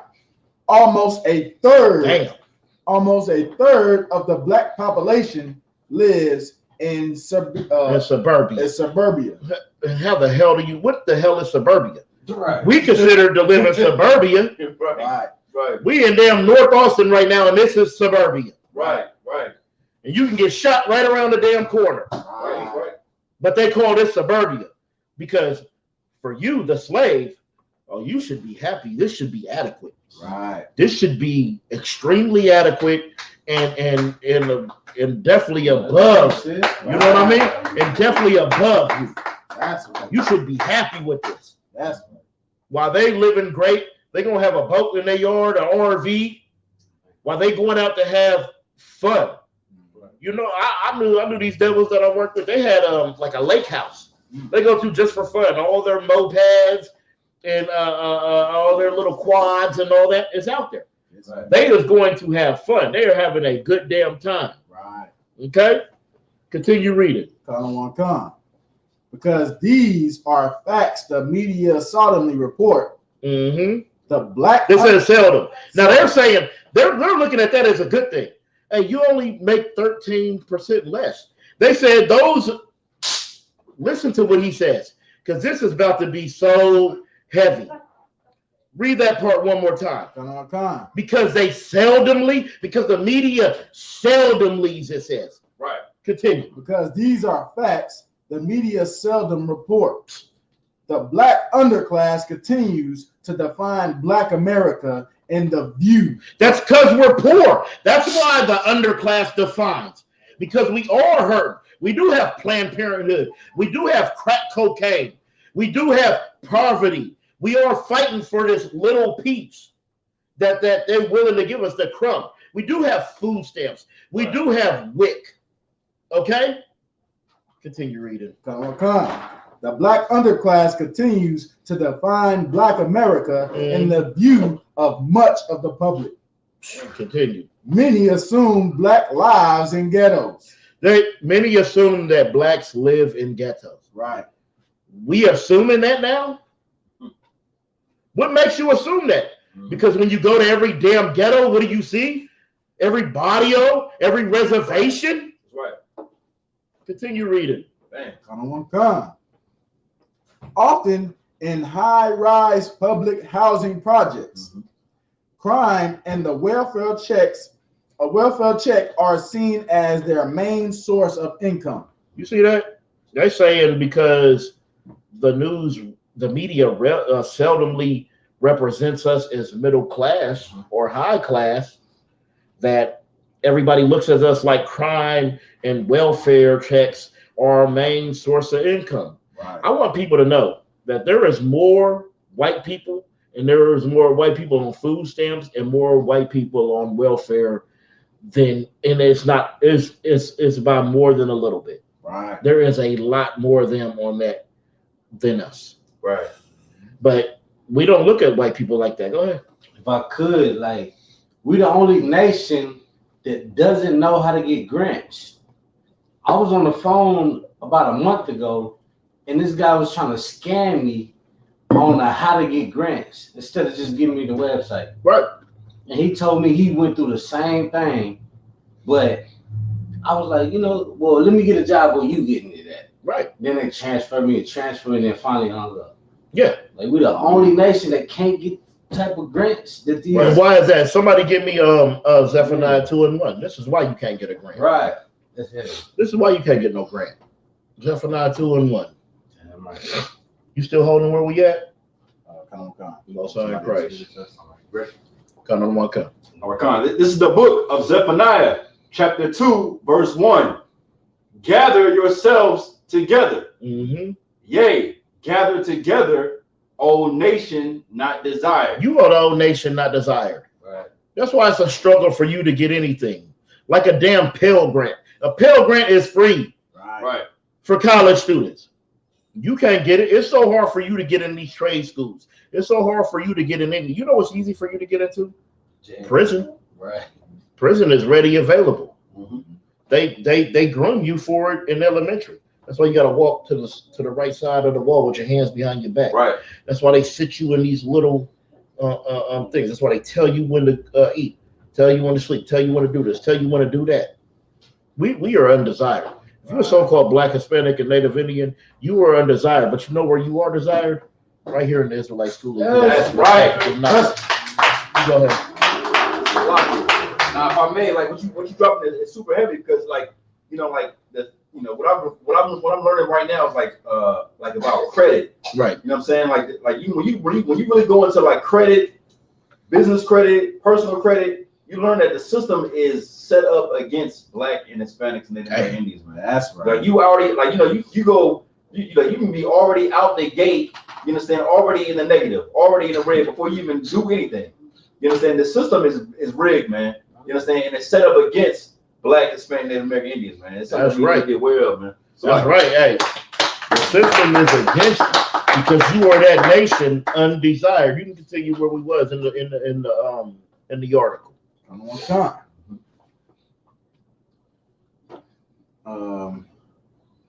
Crime and welfare check are seen as their main source of income. Mm-hmm. The stereotype crosses racial lines. Blacks are even more prone than whites to exaggerate the extent to which African Americans are trapped in inner city poverty. So it's saying, yeah. Read that part one more time. Yeah. Come on. Yeah. Blacks are even more prone. We are more prone. They say we are more prone to what? Whites to exaggerate the extent to which African Americans are trapped in inner city. So are we exaggerating that the government drops bags of guns in the ghettos of Chicago because they know them niggas is going to kill at 100 miles per hour? Right. Was we exaggerating that the factories got shut down in 1970s and the crack was introduced in the 80s? Right. Hey, we used to could work at a factory, one man. You would have a car, your rib would have a car, y'all would have a 4-bedroom house, all the bills paid for. And you know what your rib would be doing? She would be with the other sisters in the community building. Right. While you at work. Then you come home, they have your dinner ready, y'all have family, y'all have community. Right. They took that away. We're not exaggerating oppression. We're not exaggerating our plights. We're not exaggerating being murdered, being slaughtered, being slaves. Every other nation that was in slavery got to get away. We never got to get away from our oppressor. We just went from slavery to Jim Crow to this to that. Hold your point. Go ahead real quick. If I could, the point that you bring out is so spiritual because last night on Clubhouse, they had a room, right? It was called Anti-White Racism is the Problem. So while we were in the room, anti-white racism is the problem. Right. Not white racism. Right. That's actually a thing. But anti. Anti is the Israelite School of UPK. Right. When they say anti-white, they're talking about us. That's right. And nobody else. That's right. GMS loves white people. Right. IUIC loves white That's people. right. Your Christian church loves white people. Right. Every Kemetic scholar loves white people. They brought up the word coon and was acting like it's a good word to use. Right. It was like, well, the white people gave you the name coon. Are you serious? They give us something every 8 to 12 years. We was slave, we was nigger, we was Negro, we was colored, we African American, we black, we everything. Go ahead, sis, what you had to say? Well, I was just gonna say that they use these type of words like exaggeration and all things like that, but because they expect for us to forget or to let go, right, of what happened to our people, and that's why they always gonna say things like, "Oh, well, slavery was so long ago," and things like that. And you hear even white people say things, "Oh, well, what happened?" Like if they see other white people being racist, they say things like, "What happened to our country?" And I'm just like, "What are you talking about?" Right. Right. And that's heavy what you're saying because yeah, they use exaggerate with us. Is the Jewish man exaggerating? Because hey, if you pick up the fake Jew in a Mercedes, they will not get in a Mercedes. Right. Why? Because that's a German car. Because they will never forget. Right. But you need to forget 9/11. They will never forget. They don't even forget Hiroshima. When the hell was that? Right. Long time ago. Right. But they said y'all came over here messing with us. We will never forget. But you know what they do forget? They forget the Trail of Tears. Right. You know what they do forget? They forget your slavery. You know what they do forget? They forget hanging you on a tree still to this damn day. Right. Even Christ they hung on a tree. Go ahead and continue, Officer Malakaki. Come on. In a 1991 Gallup poll, about 1/5 of all whites, but almost half of all black respondents said that at least 3 out of 4 African Americans were impoverished urban residents. Damn. Continue. And yet, in reality, blacks who consider themselves to be middle class outnumber those with incomes below the poverty line by a wide margin. You see that? We got incomes below the poverty line by a wide margin. And we consider ourselves middle class because we can live in an apartment. Right. And we'll call ourselves middle class. Good night. Because we're not living in some shack. That's right. Because all our windows open and shut. Right. You know what I mean? Like the bare minimum for me, I feel like I'm middle class. When really I'm not. There's people with 4-bedroom houses. There's a white man with 4-bedroom house, job, can pay all his bills, and he's ready to blow his head off right now. Right. Because he feels below middle class. Even though he has a 4-bedroom house, even though he has a Volvo and a Passat. You know what I mean? Right. Even though his kids have clothes, they have food, they don't have welfare. And he's ready to blow his head off because he don't feel middle class. Right. He feels poor. Right. But we can be in a 1-bedroom apartment, and because we got food, our belly is full. Let a so-called Black, Hispanic, or Native Indian belly be full. We feel like we made it just because we full. You ever go to a buffet and eat, and you leave there, you feel like a damn king because your belly is full. Right. Because that's some things that we go without food. That's a real thing. Go ahead, Malakafia, what you had to say. Yes, like if I may, you know what I'm saying? That just shows how much oppression that we are in, because we are so oppressed that if we get something that is even half of what our oppressor gets, we feel like we done came up. Right. You know what I'm saying? When it already should be given to us. Right. But you look at the oppressor, he says, well, at least you're not in slavery no more. We should have been in slavery in the first damn place. That's right. You know what I'm saying? So, you know what I'm saying? I just wanted to And then I remember there was this one brother. He lived in the apartment next to me, but he used to look down on me because he had a Hummer. I'm like, you should be pulling a Hummer into a driveway, not into these apartments. Right. Like your priorities is wrong. Right. Right. You know? That's right, man. Go ahead. Now, I just wanted to add, because what y'all brothers is dropping in and what Malakati just said, man. Like Christ told, you understand, the Syro-Phoenician woman, the Greek Syro-Phoenician woman, who was a white woman, right? He told her, that, you understand, it's not meat to give the children's bread to dogs, man. Right. You understand? And the woman understood that she should be having crumbs. Right. She should be the one wanting, you understand, the food stamps, the Section 8, wanting just the extra things. Right. Just a little bit, right? Now, black and Hispanics, we now we're wanting the damn crumbs, man. Right. Right. That's all we want. Christ didn't die for us to have crumbs, man. Right. Oh my. He died, you understand, for us to have the bread, man. That's right. Give that brother a mighty hand, because that was heavy. They used to know they only deserved the crumbs. Right. Now that's all we want is a crumb. Like in like when they was talking about Lazarus sitting outside the gates, Right. full of sores. All he wanted was a welfare. Right. All he wanted was some wick, Right. some snap. Continue reading. Come on. You did that like 3 times. He trying to set the mood. Salakia, Israel. We got a brother trying to set the mood. You know, he'll be with his rib after class. So Most High in Christ. A 50-year march out of poverty 50 years ago. Most blacks were indeed trapped in poverty, although they did not reside in inner cities. Right. When Gunner Hydro, You see that? White people always name stuff like Gunner, Right. Connor, Kill Yo You, Hunter. Go ahead, Hunter. They love that. You know why they love Hunter? Does anybody know why they love Hunter? Precept. Does anybody know why? Y'all can paraphrase it. That's not gonna be it. Cunning Hunter. Damn right. Give me the whole. You know it. Give me it. I want to let the scriptures speak for themselves. Well, for Esau is a cunning hunter, and Jacob is a man of the tent. We in the house. They waking up at 3 a.m. to put deer piss all over their face and body just to kill Bambi. Right. Bambi ain't do nothing. That's right. I like Bambi. I don't want to kill Bambi. I don't care if it's lawful. I don't want to eat no damn deer. Right. You know, let Bambi run around here. Just don't hit my car Right. when I'm riding home late nights. Okay, continue reading.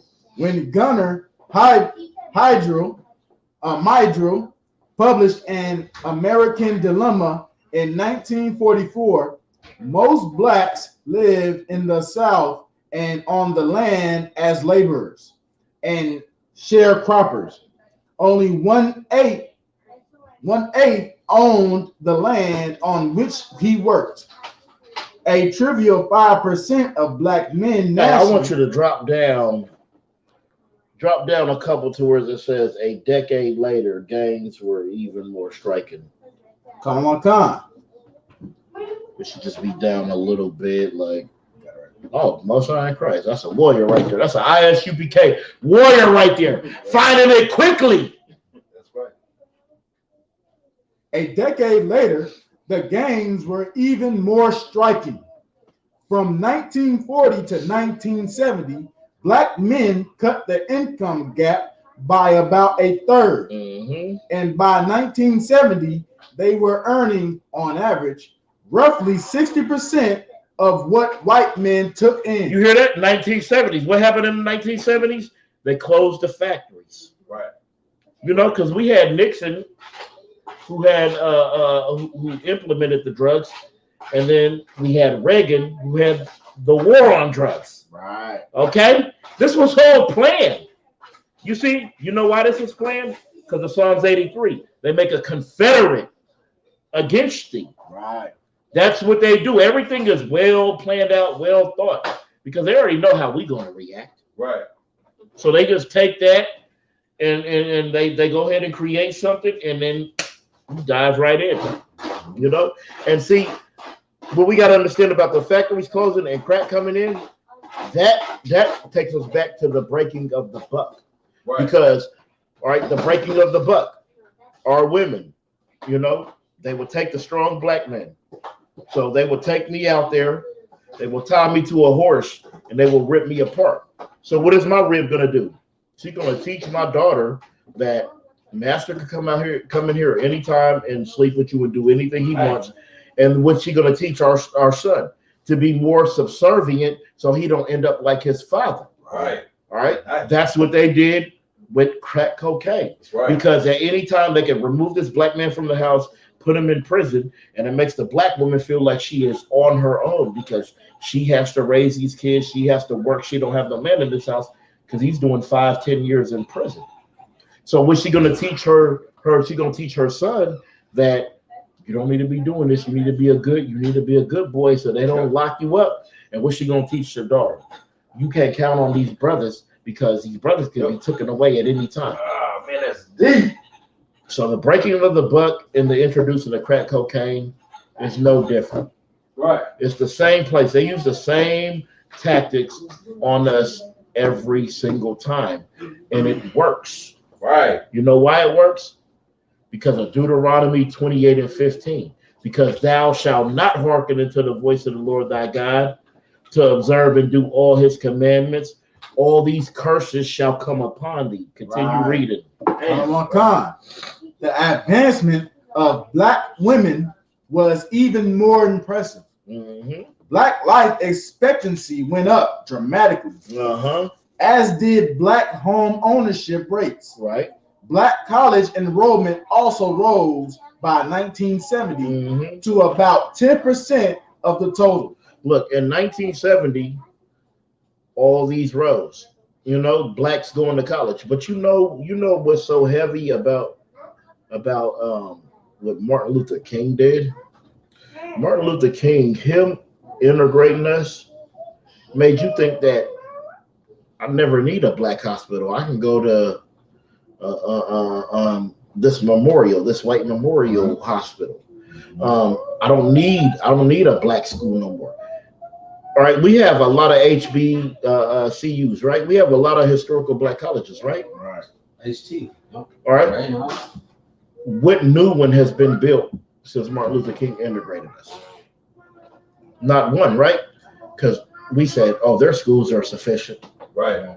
When we could have just kept building our schools. Why is there not still? See, the devil was smart. He wanted to integrate you because it helped him.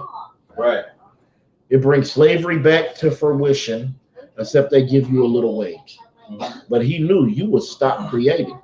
You're not going to build another hospital. Right. You're not going to build. There's not going to be no Black Wall Street. There's not going to be none of that. You know why?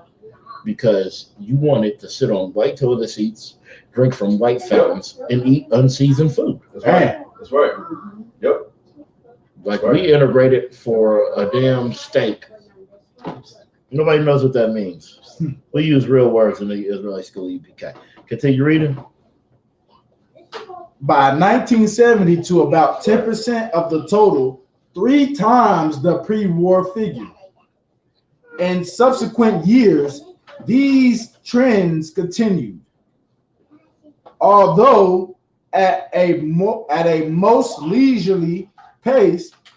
For instance, today more than 30% of black men and nearly 60% of black women hold white-collar jobs, whereas in 1970, only 2.2% of American physicians were black. Damn. The figure is now... Hey, say that one more time. Whereas in 1970, only 2.2% of American physicians were black. Does anybody know who created neuro medicine? Yeah, he's a black man who's still alive today. Damn. What is it? Ben Carson. Ben Carson. Damn. He created that. Damn. And what did they just say? Read that part one more time. Whereas in 1970, only 2.2% of American physicians were black. So 2.2 American physicians was black in 1970.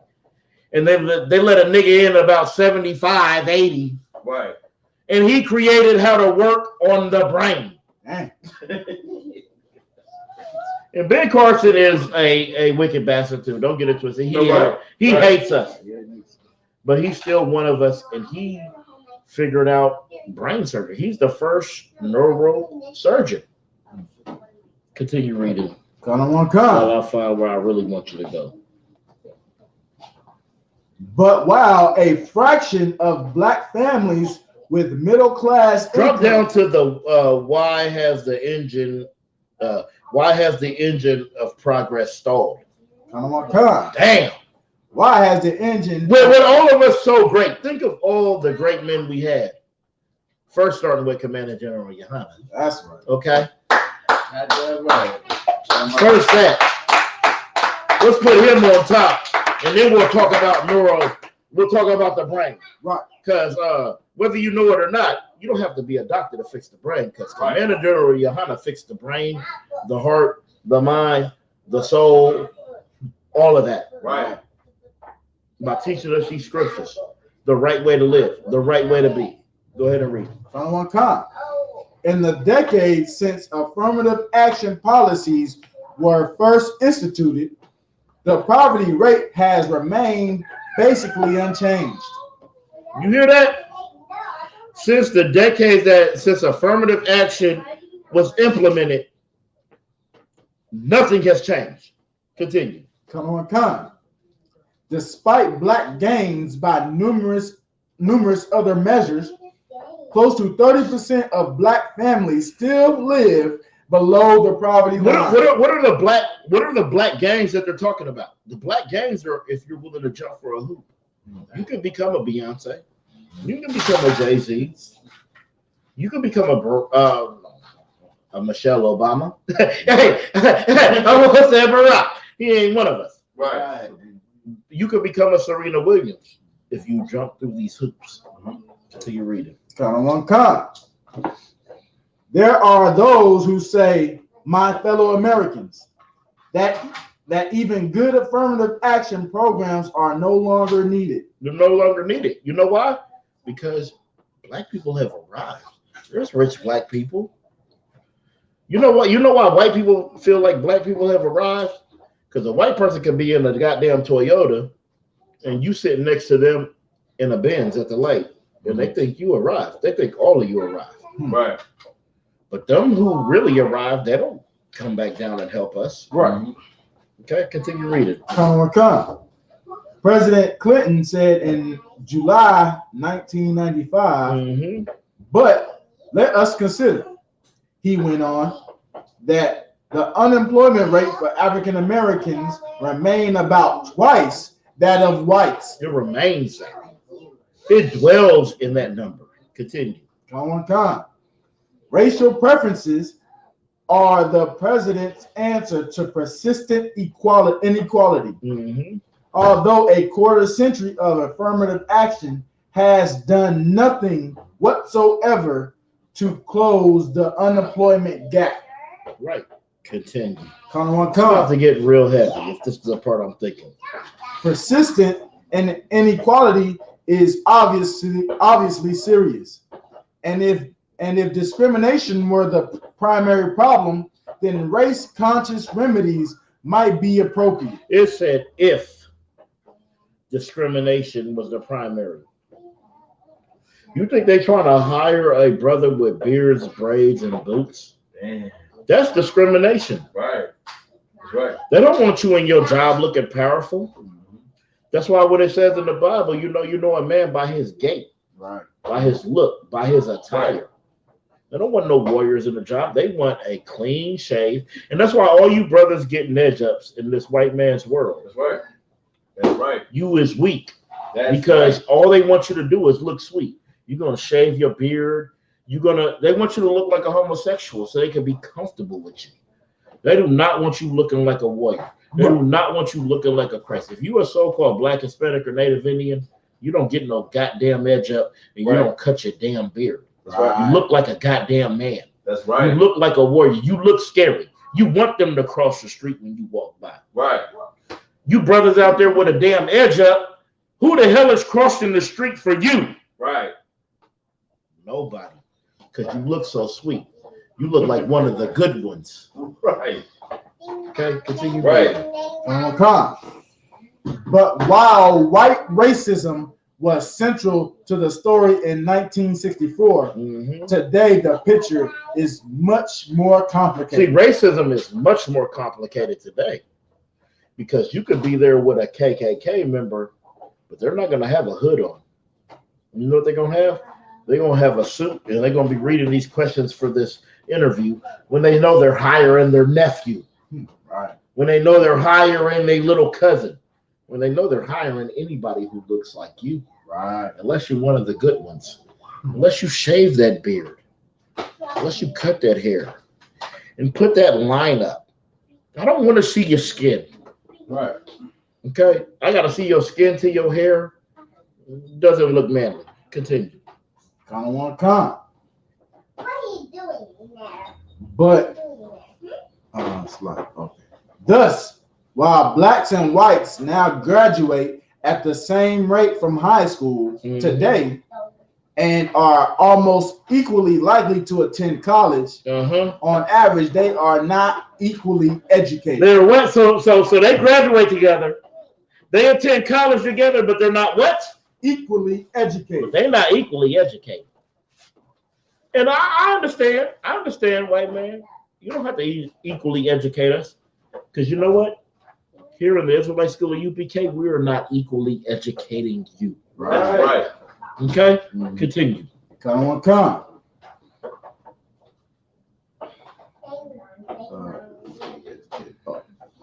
Equally educated.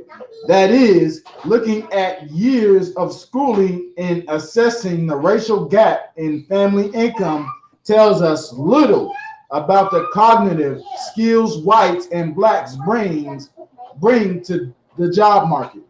Okay, the cognitive skills that we bring. Like we make jobs great. And you know how I know this? Because if our oppression wasn't in America and we was in Russia, do you think America would be able to mess with Russia? If we were in China oppressed, do you think anybody would be able to mess with China? These nations are great because they have us oppressed. Right. That's why their army is great. Because we have our Samsons, our Davids, our Ephraims, our Ezekiels, our warriors in their army. That's why their nations is so great. Right. Because we're here.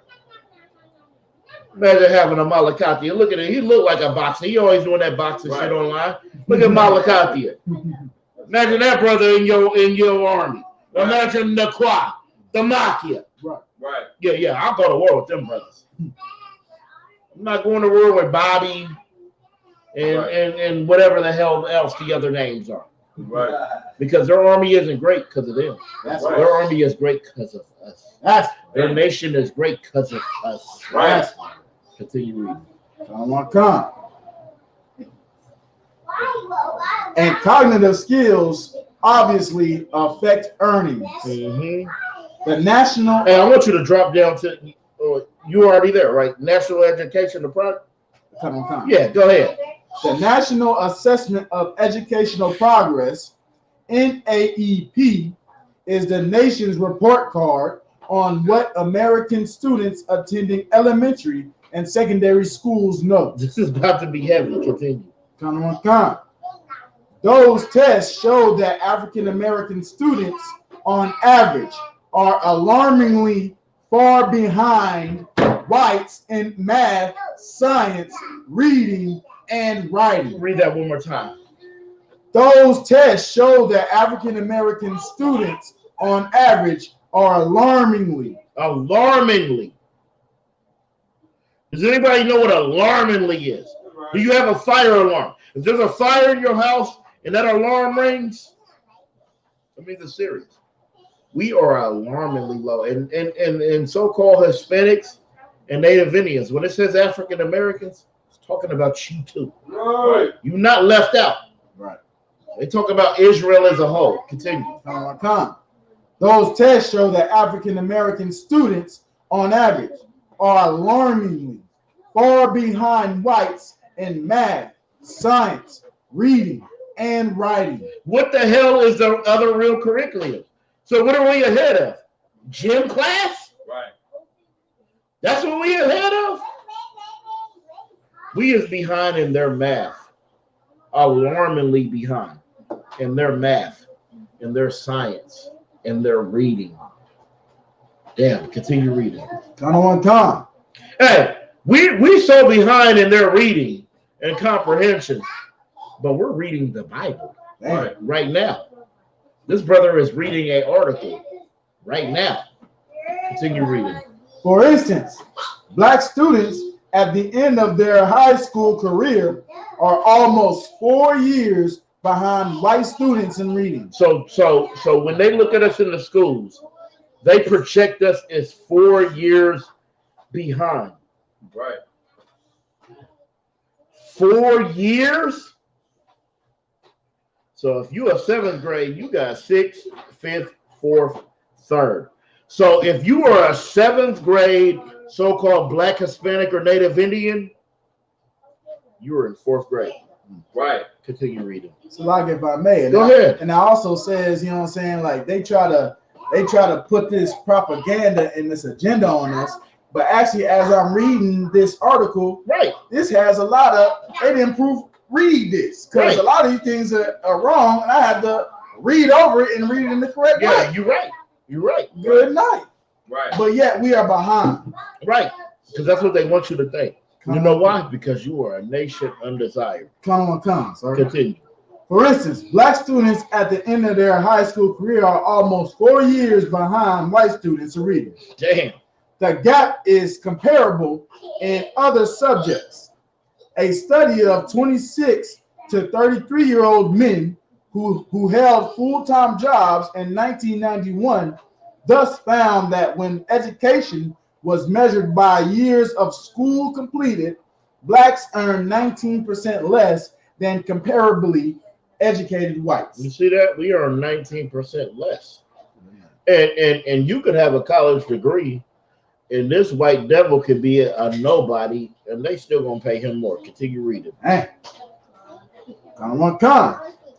but when word knowledge, paragraph comprehension,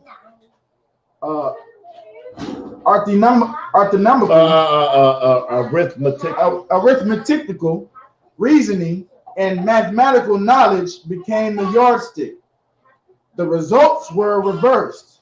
Black men earned 9% more than white men with the same education. Read that again. This is how you know we're smarter than these devils. Right. And they play us to a T. What did that say? But when word knowledge, paragraph comprehension, arithmetical, reasoning, and mathematical knowledge became the yardstick, the results were reversed. You see that? When it really comes down to it, the roles are reversed. You know why? We're good at yardsticks and arithmetic and all that. You know why? Because what did he say? I want this arc this many cubits.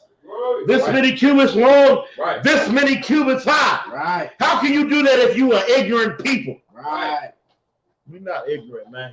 You're so-called Black, Hispanic, or Native Indian. You are wise beyond your ears. That's right. But to know it, you're going to have to come into the Israelite school of UPK.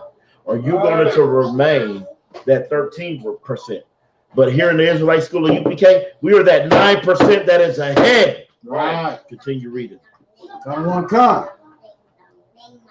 Black men earned 9% more than white men with the same education. That is, the same performance on basic tests. When it comes to basic anything, we are killing. Right. We are killing them.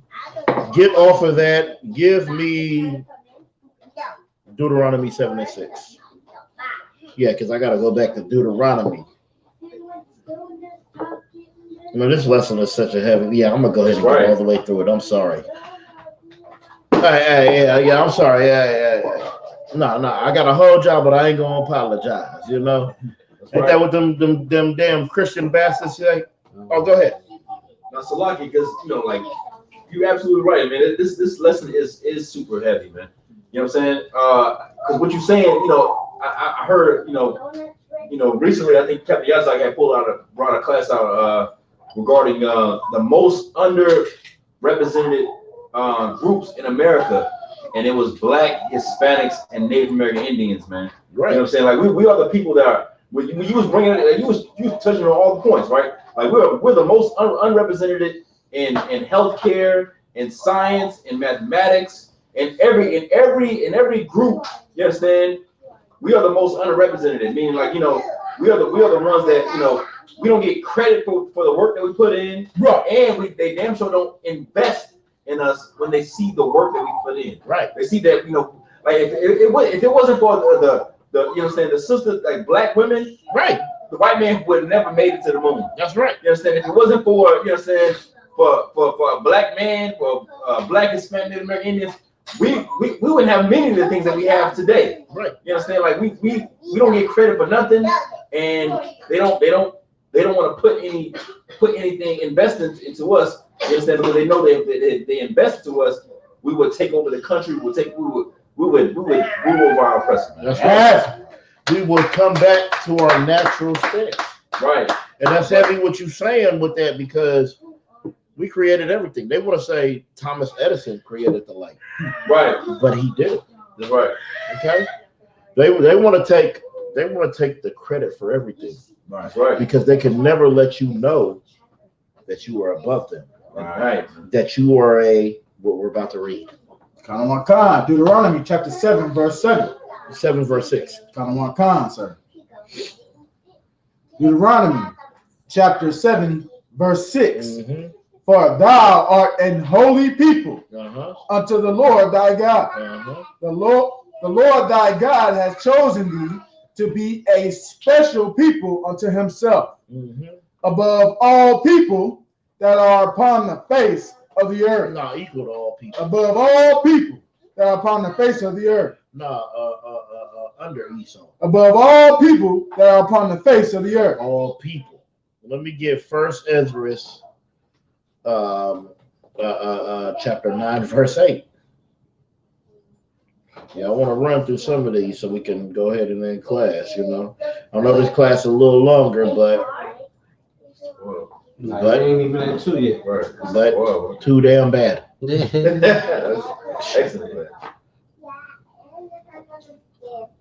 Because you got to understand, like, we can't be making marriages with these strange women. We can't be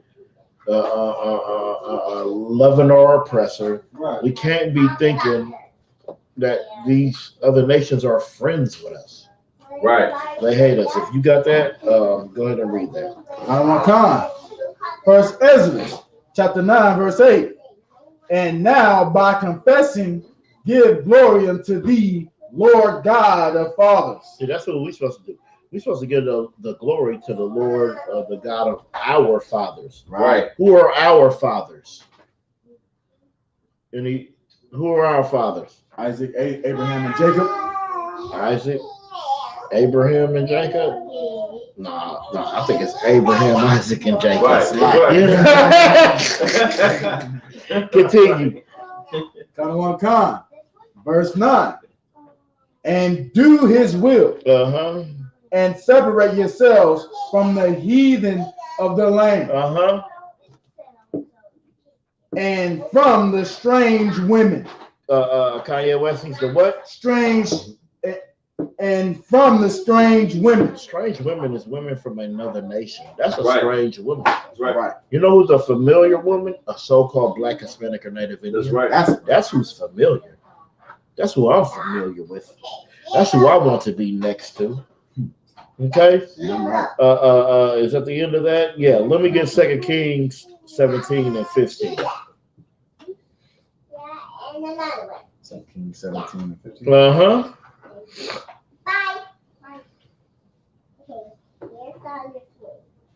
2 Kings chapter 17, verse 15. And they rejected his statutes and his covenant that he made with their fathers, and his testimonies which he testified against them. And they followed vanity. They follow vanity. What is vanity? Vanity, like sin? Nope. Nothing. Vanity is nothing. You want to be so vain, you think you so great? You are nothing. That's what vanity is. Continue reading. And became vain and went after the heathen. They did what? Went after the heathen. That's what we do so much. Oh, look at that white girl. Man.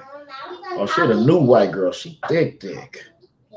Oh, look at that little Asian. Oh, she got that sideways slick. Right. And look at those little eyes. They like, ooh, me like you long time. Right. You know? Oh, look at that African. Oh, she got a big old booty. Man. Yeah, she got a big old every damn thing. Looking weird as hell. Them Africans be almost bad. That's right. If you was a Israelite, you'd be bad, but you not. Right. You almost bad. Yeah, you got that body, but you look like y'all seen that movie Congo?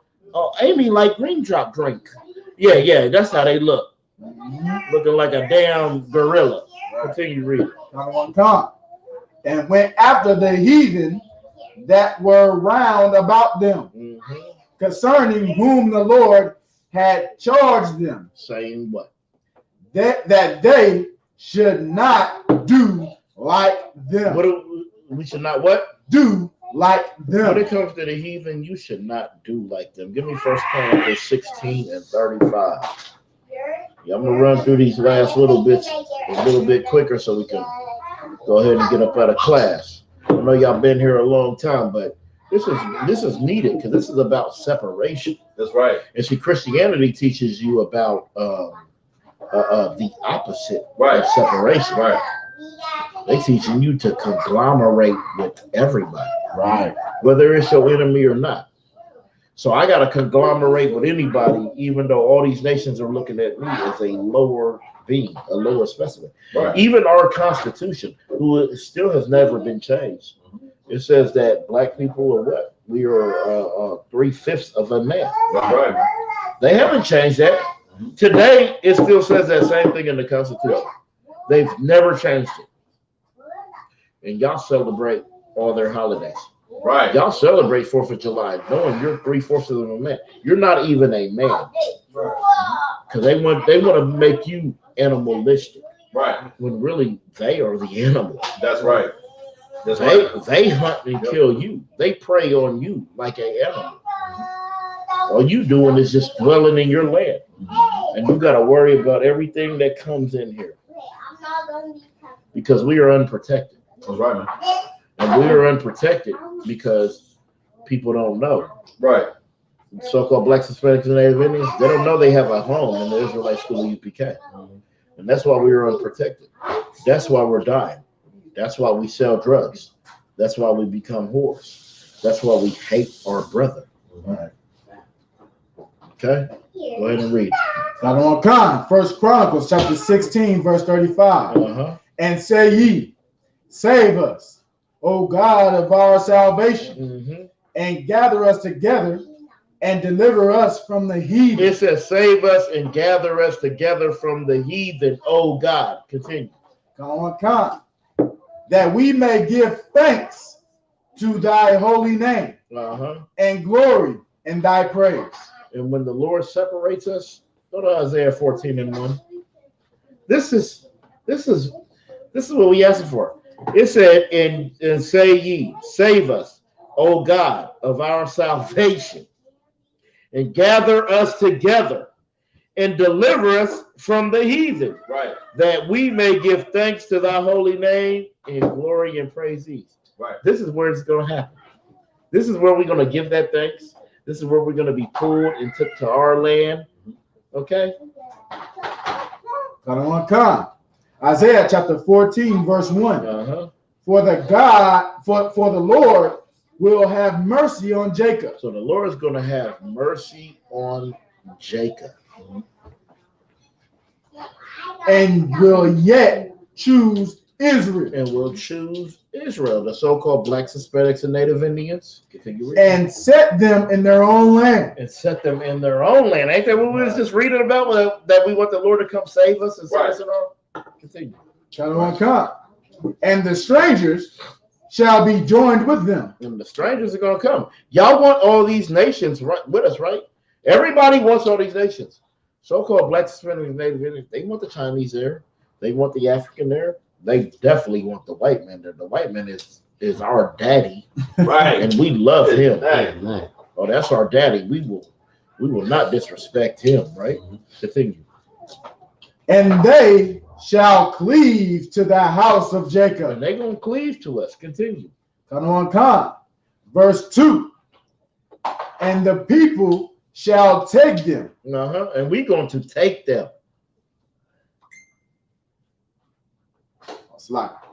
And bring them to their place. And we're going to bring them to our land, the nation of Israel. And I wish I was at home, because at home I got this big world map. And I will show you. Israel ain't just the little Israel that it is today. Right. Oh, we got a whole, we going into Saudi Arabia, Kuwait, Iraq, Africa, we Turkey, we taking our damn land back. That's right. That's right. And the house of Israel shall possess them in the land of the Lord for servants and handmaids. We're going to possess. What is a possession? Hey, women damn sure know what possession is, because what do they always say? That's my man. Right. That's my. Right. They Johnny Gilling you. Right. Okay, continue. Come. And they shall take them captives, who captives they were. All right, we're going to take them captives. We was captives, right? So we're going to take them captives, who captives they were. Continue. And they shall rule over their oppressors. We're going to rule over our oppressors. Verse 3. And it shall come to pass in the day that the Lord shall give thee rest. Give these rest. You know why they give thee rest is so heavy? Because in Deuteronomy, it says there is no rest among thy enemy, and no rest for the sole of thy feet. We don't have no rest in this kingdom. They want you to work Sunday to Sunday. Right. Okay? Continue. And it shall come to pass in the day that the Lord shall give thee rest from thy sorrow, and from thy fear, and from the hard bondage. From thy what? Hard bondage. Living in America is what? Hard bondage. Being a slave is what? Hard bondage. Not having able to feed your family is what? Hard bondage. Not able to pay your rent is what? Hard bondage. We are in hard bondage here. It is hard. Me and my rib make a lot of money just to be in hard bondage. Good night. Continue reading. Come. From the hard bondage wherein thou wast made to serve. That was made to serve. All right. So we didn't touch on the article. We didn't touch on the Old Testament.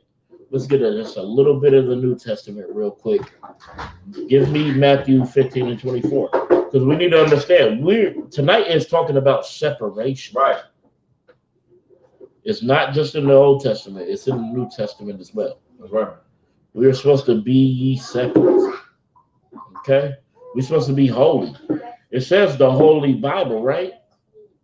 Holy means separate. Right. Doesn't mean everybody come together. Doesn't mean everybody love everybody. That's not even natural. Right. That's not a natural thing. Just to love everybody and every goddamn thing. That's not natural. Read that when you got it. Come. Matthew chapter 15, verse 24. This is Christ speaking. But he answered and said, I am not sent but unto the lost sheep of the house of Israel. But I am not sent until this is Christ. Christ is only sent for the so-called blacks, Hispanics, and Native Indians. Okay? You know? And I believe this is where Officer Naquan was bringing out the other one. Go ahead and read Matthew 10 and 5. Come. Matthew chapter 10, verse 5. These 12 Jesus sent forth and commanded them, saying, Go not into the way of the Gentiles. Go what? Not into the way of the Gentiles. And into any city of the Samaritans enter ye not. You don't go there at all. Continue. Verse 6. But go rather to the lost sheep of the house of Israel. No, Moab. Lost sheep of the house of Israel. No, the Zidonians. Lost sheep of the house of Israel. The Philistines. Lost sheep of the house of Israel. The Egyptians. Go rather to the lost sheep of the house of Israel. You go to the lost sheep of the tribe of Israel. Just like we do. And you know what it says after that? And preach that the kingdom is at hand. We do that every camp. Yeah, we was just watching the choir in the camp speaking before we started class. And that's all I was seeing was him going to the lost tribe of Israel. The sheep of the lost tribe of Israel. He ain't out there trying to gain the white man's love. He ain't out there trying to gain the Chinese love.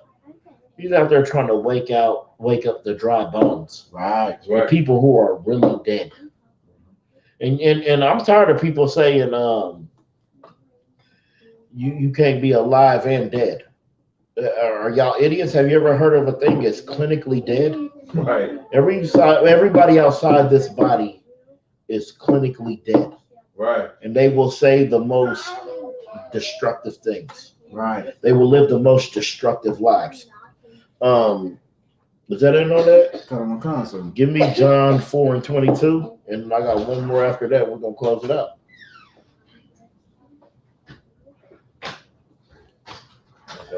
John chapter 4, verse 22. Ye worship ye know not what. Hey, let me get a little bit. Go up a little bit, and let me get a little bit of that, because Austin McQuarrie touched on that, and that was so heavy. You want to start at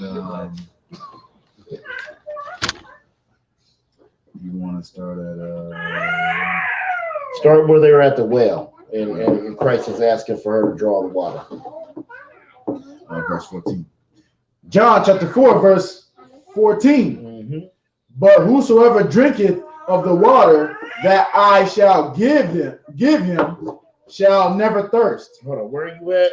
John chapter 4, verse 14. Yeah, let me get the precept for that. John chapter 4, verse 14. Oh, God. John chapter 4, verse 14.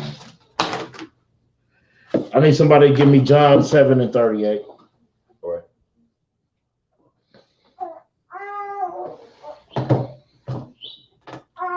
Read what you got again, Malakathia. John chapter 4, verse 14. But whosoever drinketh of the water that I shall give him shall never thirst. And go up to the verse one more above. It says, whoever drinks of this will thirst again. John chapter 4, verse 13.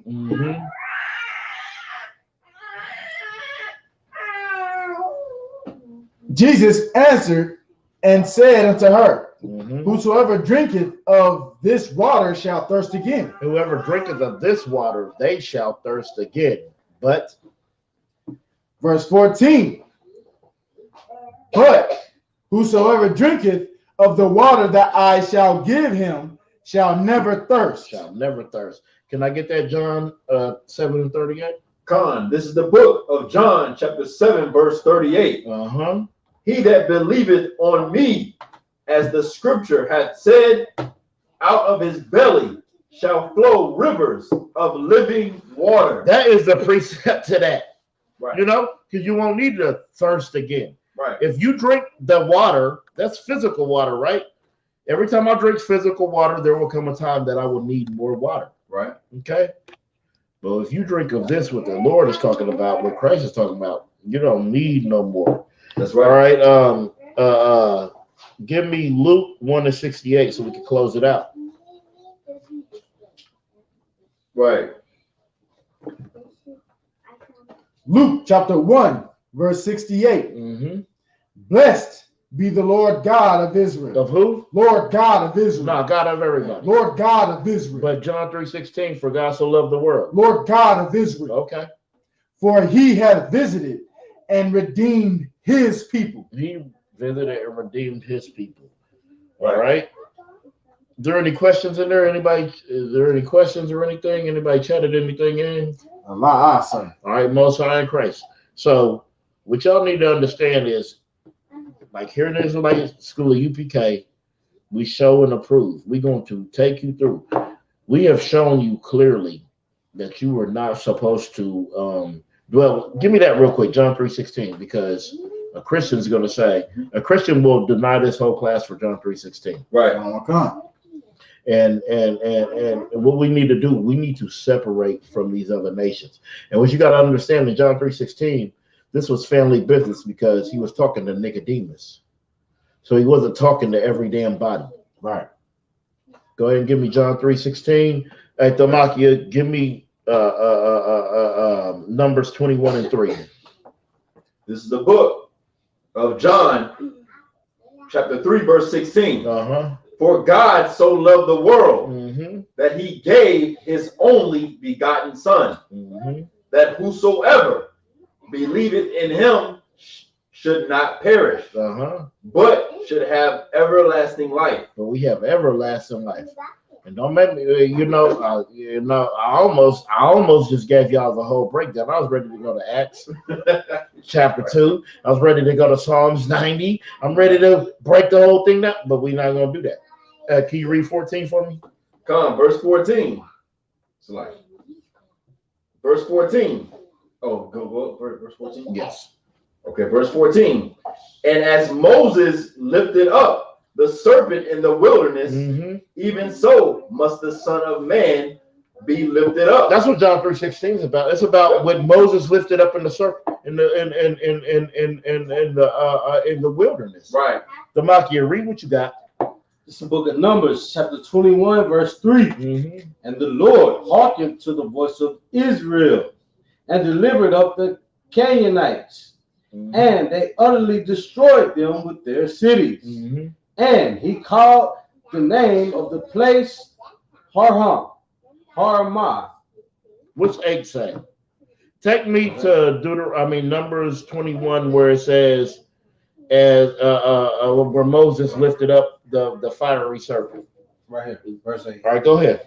21:8. It's the book of Numbers, chapter 21, verse 8. And the Lord said unto Moses, make thee a fiery serpent. So that fiery serpent, that same medical sign that's used today, that's that fiery serpent. Because what is the medical sign? It is a staff, right, with a serpent on it. Right. That's that same serpent. Because we was out there getting bit by snakes, and whoever looked upon the serpent, they wouldn't die from the snake bite. Continue reading. And the Lord said unto Moses, make thee a fiery serpent, and set it upon the pole, and it shall come to pass that everyone that is bitten, when he looketh upon it, shall live. So who was bitten that looked upon that? Who was those people? Right. Those were Israelites. So Christ is only for the Israelites. So at the end of the day, everything that we brought out, you should separate from these other nations. That's right. Or you can end up like Samson or Solomon or Tyrone or Reggie or any of these people or Kanye West or any of these people who mess with these other nations today. We're the Israelite School of Universal and Practical Knowledge. Started at 1 West 125th Street, Harlem, New York, under the Commanding General Yohana. All right, we're going to get the security announcements. This is the ISBK. We are the ISBK. Start out at 1 West 125th Street, Harlem, New York. Room for new brother and sister. When a new brother and sister comes to the school, they are off limits for 16 months. They are here to be saluted only. They are here to shed themselves of the world. If they need a transportation, the teacher will arrange it. After 6 months, if a brother or sister has an interest in a particular person, he or she must get permission from the head to speak to a brother or sister. There's another 6 months in which the brother and sister will court each other. After this 6 months period, the brother and sister will get permission from the head to marry. Tithes, which is the commandment. Numbers chapter 18, verse 21. Malachi chapter 3, verse 8 through 10. Means the tenth in the Hebrew. Ma'ashara. 10% of every penny of any increase the Lord gives you, give 10%. Give to the Treasury Department. Priest fund. Free will offering for priests. Not mandatory. Whatsoever amount you would like. Upcoming holy convocations.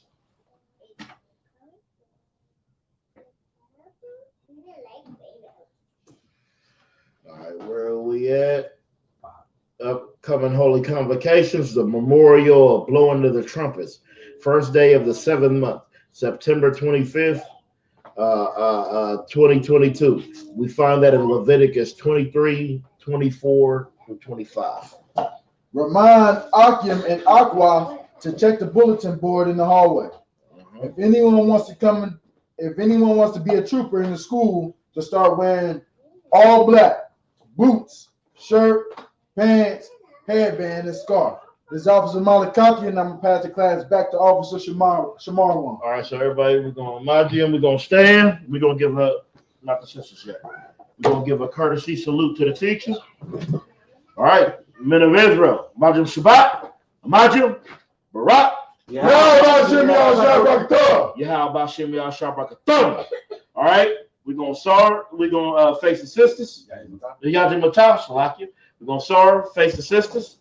All right, sisters, y'all stand up. All right, we're going to give a courtesy salute to the sisters. Men of Israel, Amajim Shabbat, Amajim, Barak, all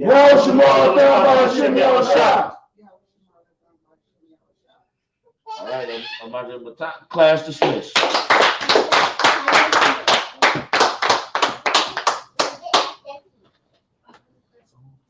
No, just close it on out, lock it on out, get us out of there.